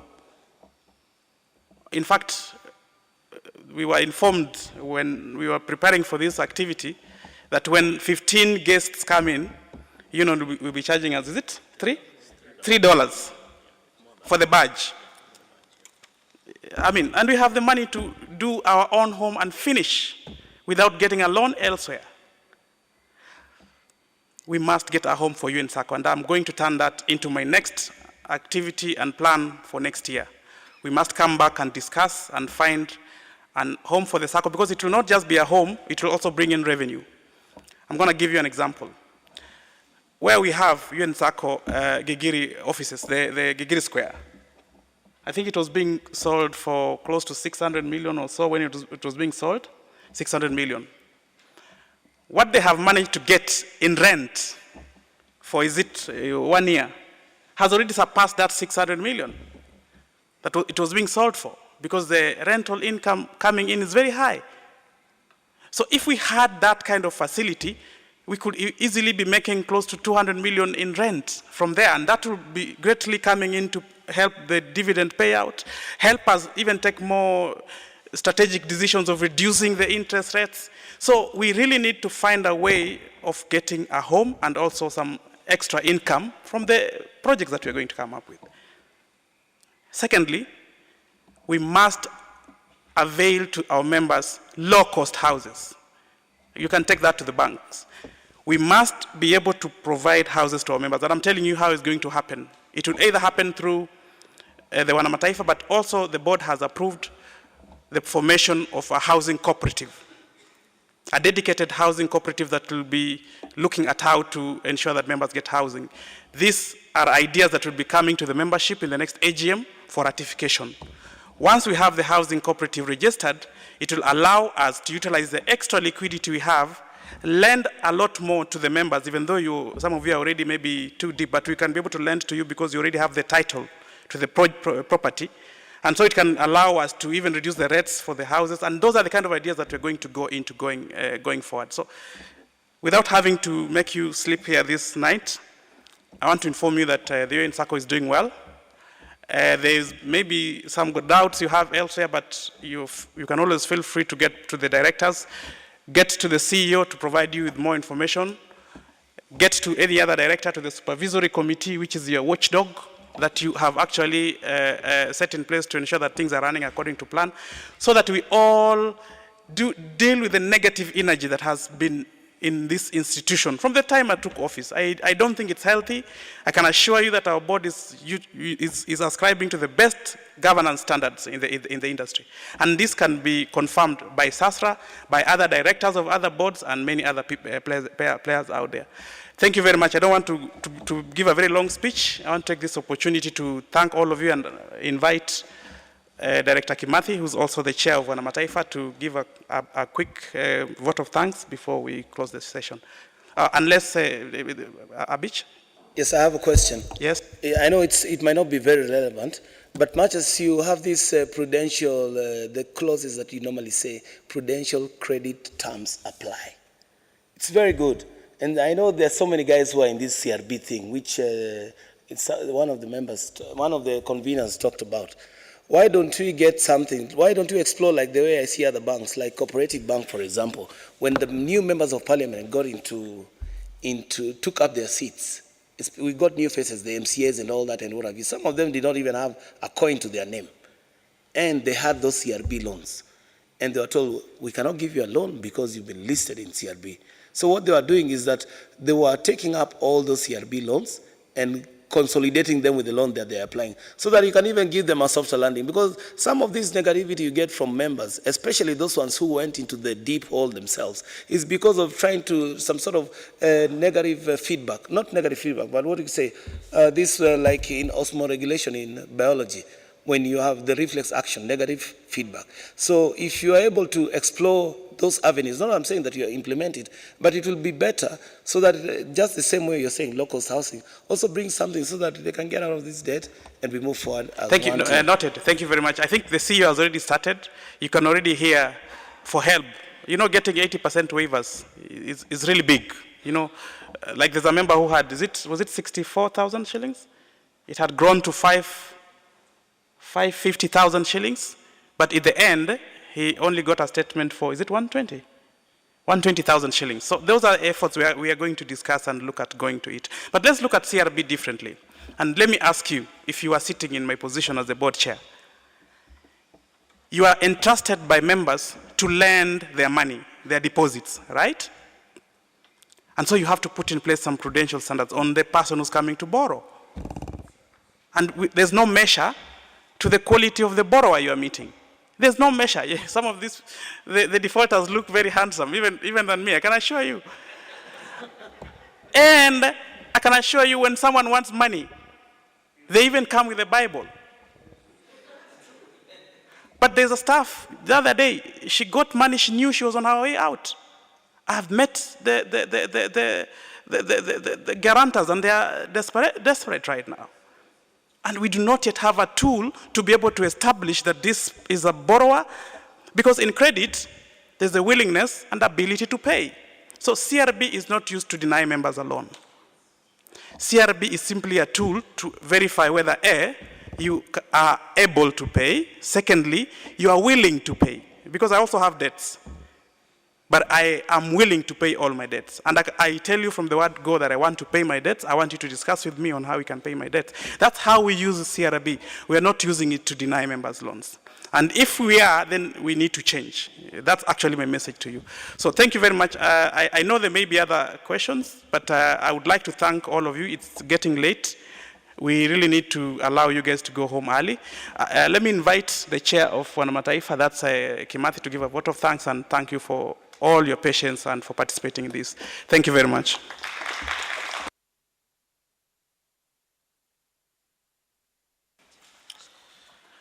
Honorable members, now that the UNSACCO chair has given me this opportunity, I thought I was only to give a quote of thanks, but I'm going to jump by one extra mile just to mention something small regarding the investment wing of the UNSACCO for 1 minute only, and then I'll give a quote of thanks, and then we close with a word of prayer. I don't want to talk very much about the Wanamataifa.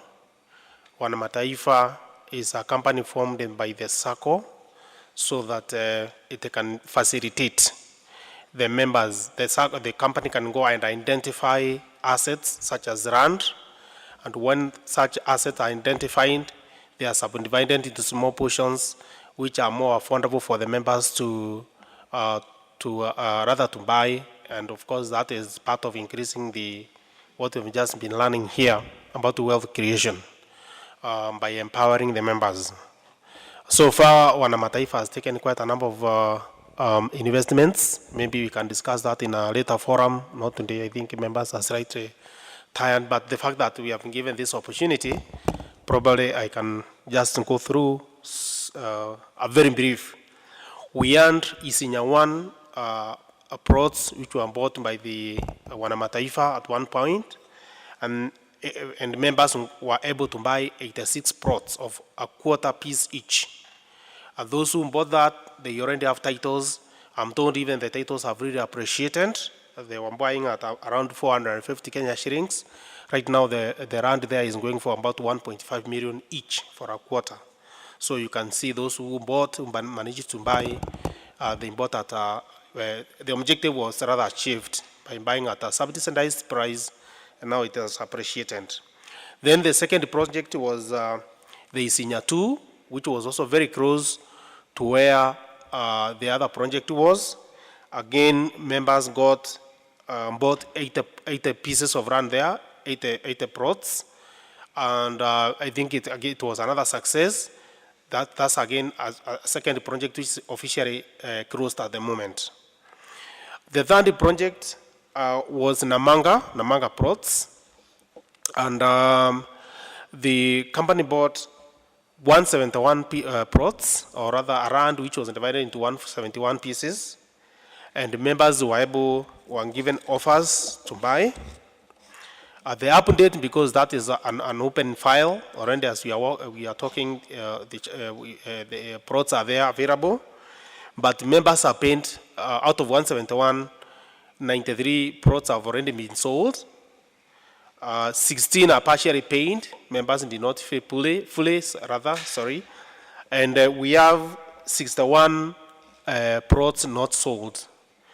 Probably why I've been given this opportunity, and I thank you, Chairman, for this chance, is to tell the members that we still have 61 plots at Namanga. And these plots, because the target was to complete this project by the end of the year. The year is coming to an end. We have not finished selling them. We want to have a promotion. We want to promote those people who want to buy. And the promotion has been approved by the board of SACCO, UNSACCO. So it goes like this. For those 161 plots, the SACCO has graciously agreed to lend. Whoever wants to buy any of those pieces of land, you don't have to have money. You can just go, there will be a promotion through the secured assets promotion. Because the titles which are there, they're under Wanamataifa. The procedure is, I think this will come after the offer letter is circulated maybe next week.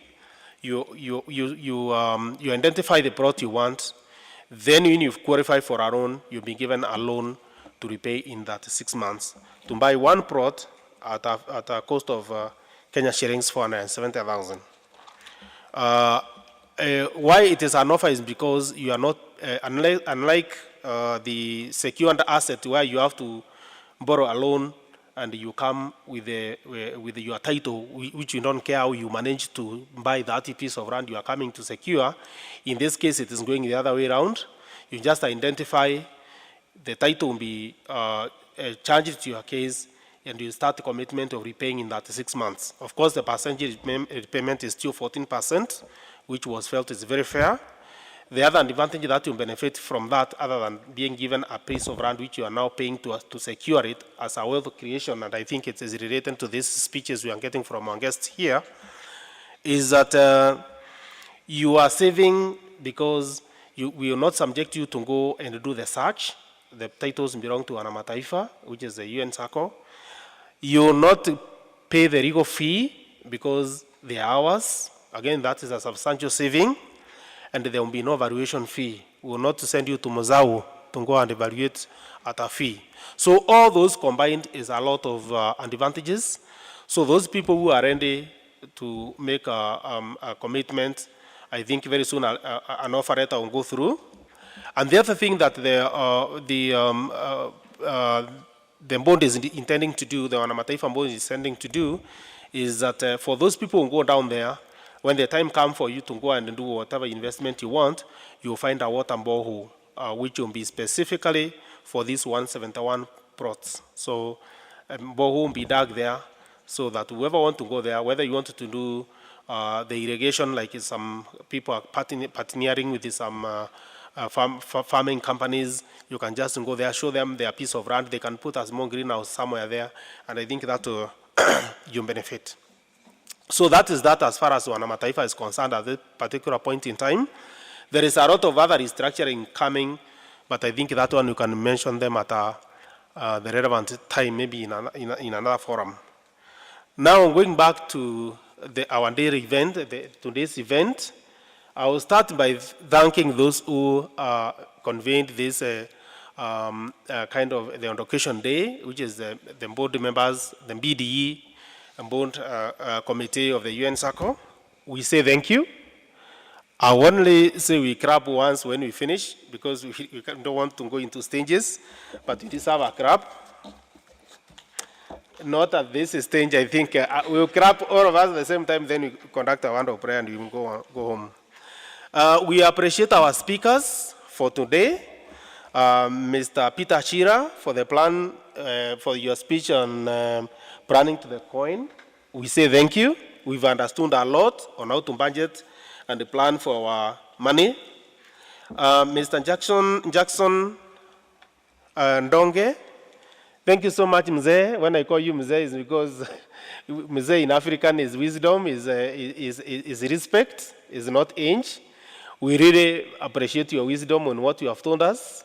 And I believe your wise words will remain with us in the sense of what you wanted us to be the objective of the day in wealth creation. We say thank you so much on behalf of the members. Thank you, CEO, the new CEO, for your maiden speech and for your making us realize that there is a lot of hope in UNSACCO. What you have come with also today, I think, has enlightened these members. It has really excited them. I'm one of the people who have been excited when I saw the graphics on what other SACCOs are doing, yet they are smaller than us in size. And now that you are here with us, I'm waiting to see that. And I think all the members are waiting to see. Nisini kweli? Simunaona maneno ya ajabu? How many are appreciating the new CEO? You can see the members are really appreciating. We are waiting to see how you are going to put to practice your the vision, and we are behind you. We are behind you to give you the support and to see that you succeed, because your success is our success, and it is for our betterment as members of one family, being the UNSACCO. Chairman, thank you so much. Chairman of the UNSACCO.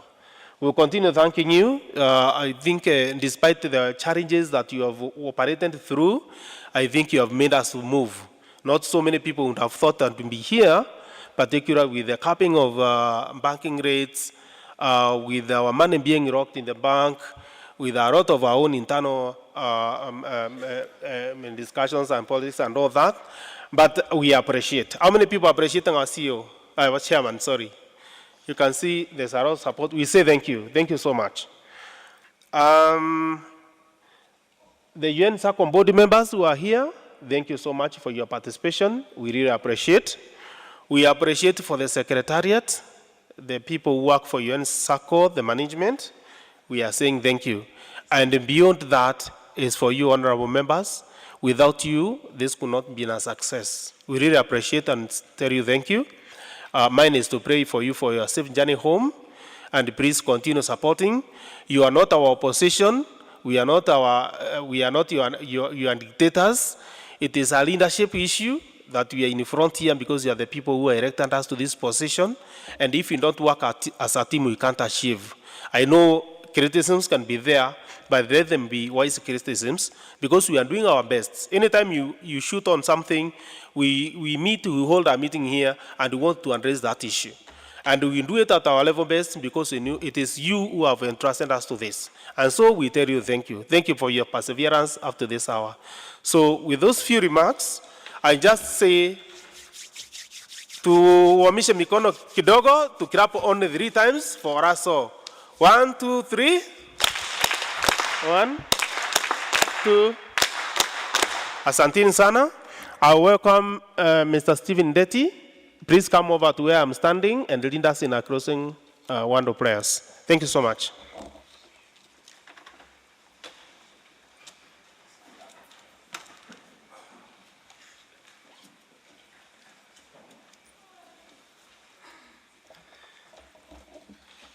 Of course, as supervisory committee, hatuwezi kosa recommendation.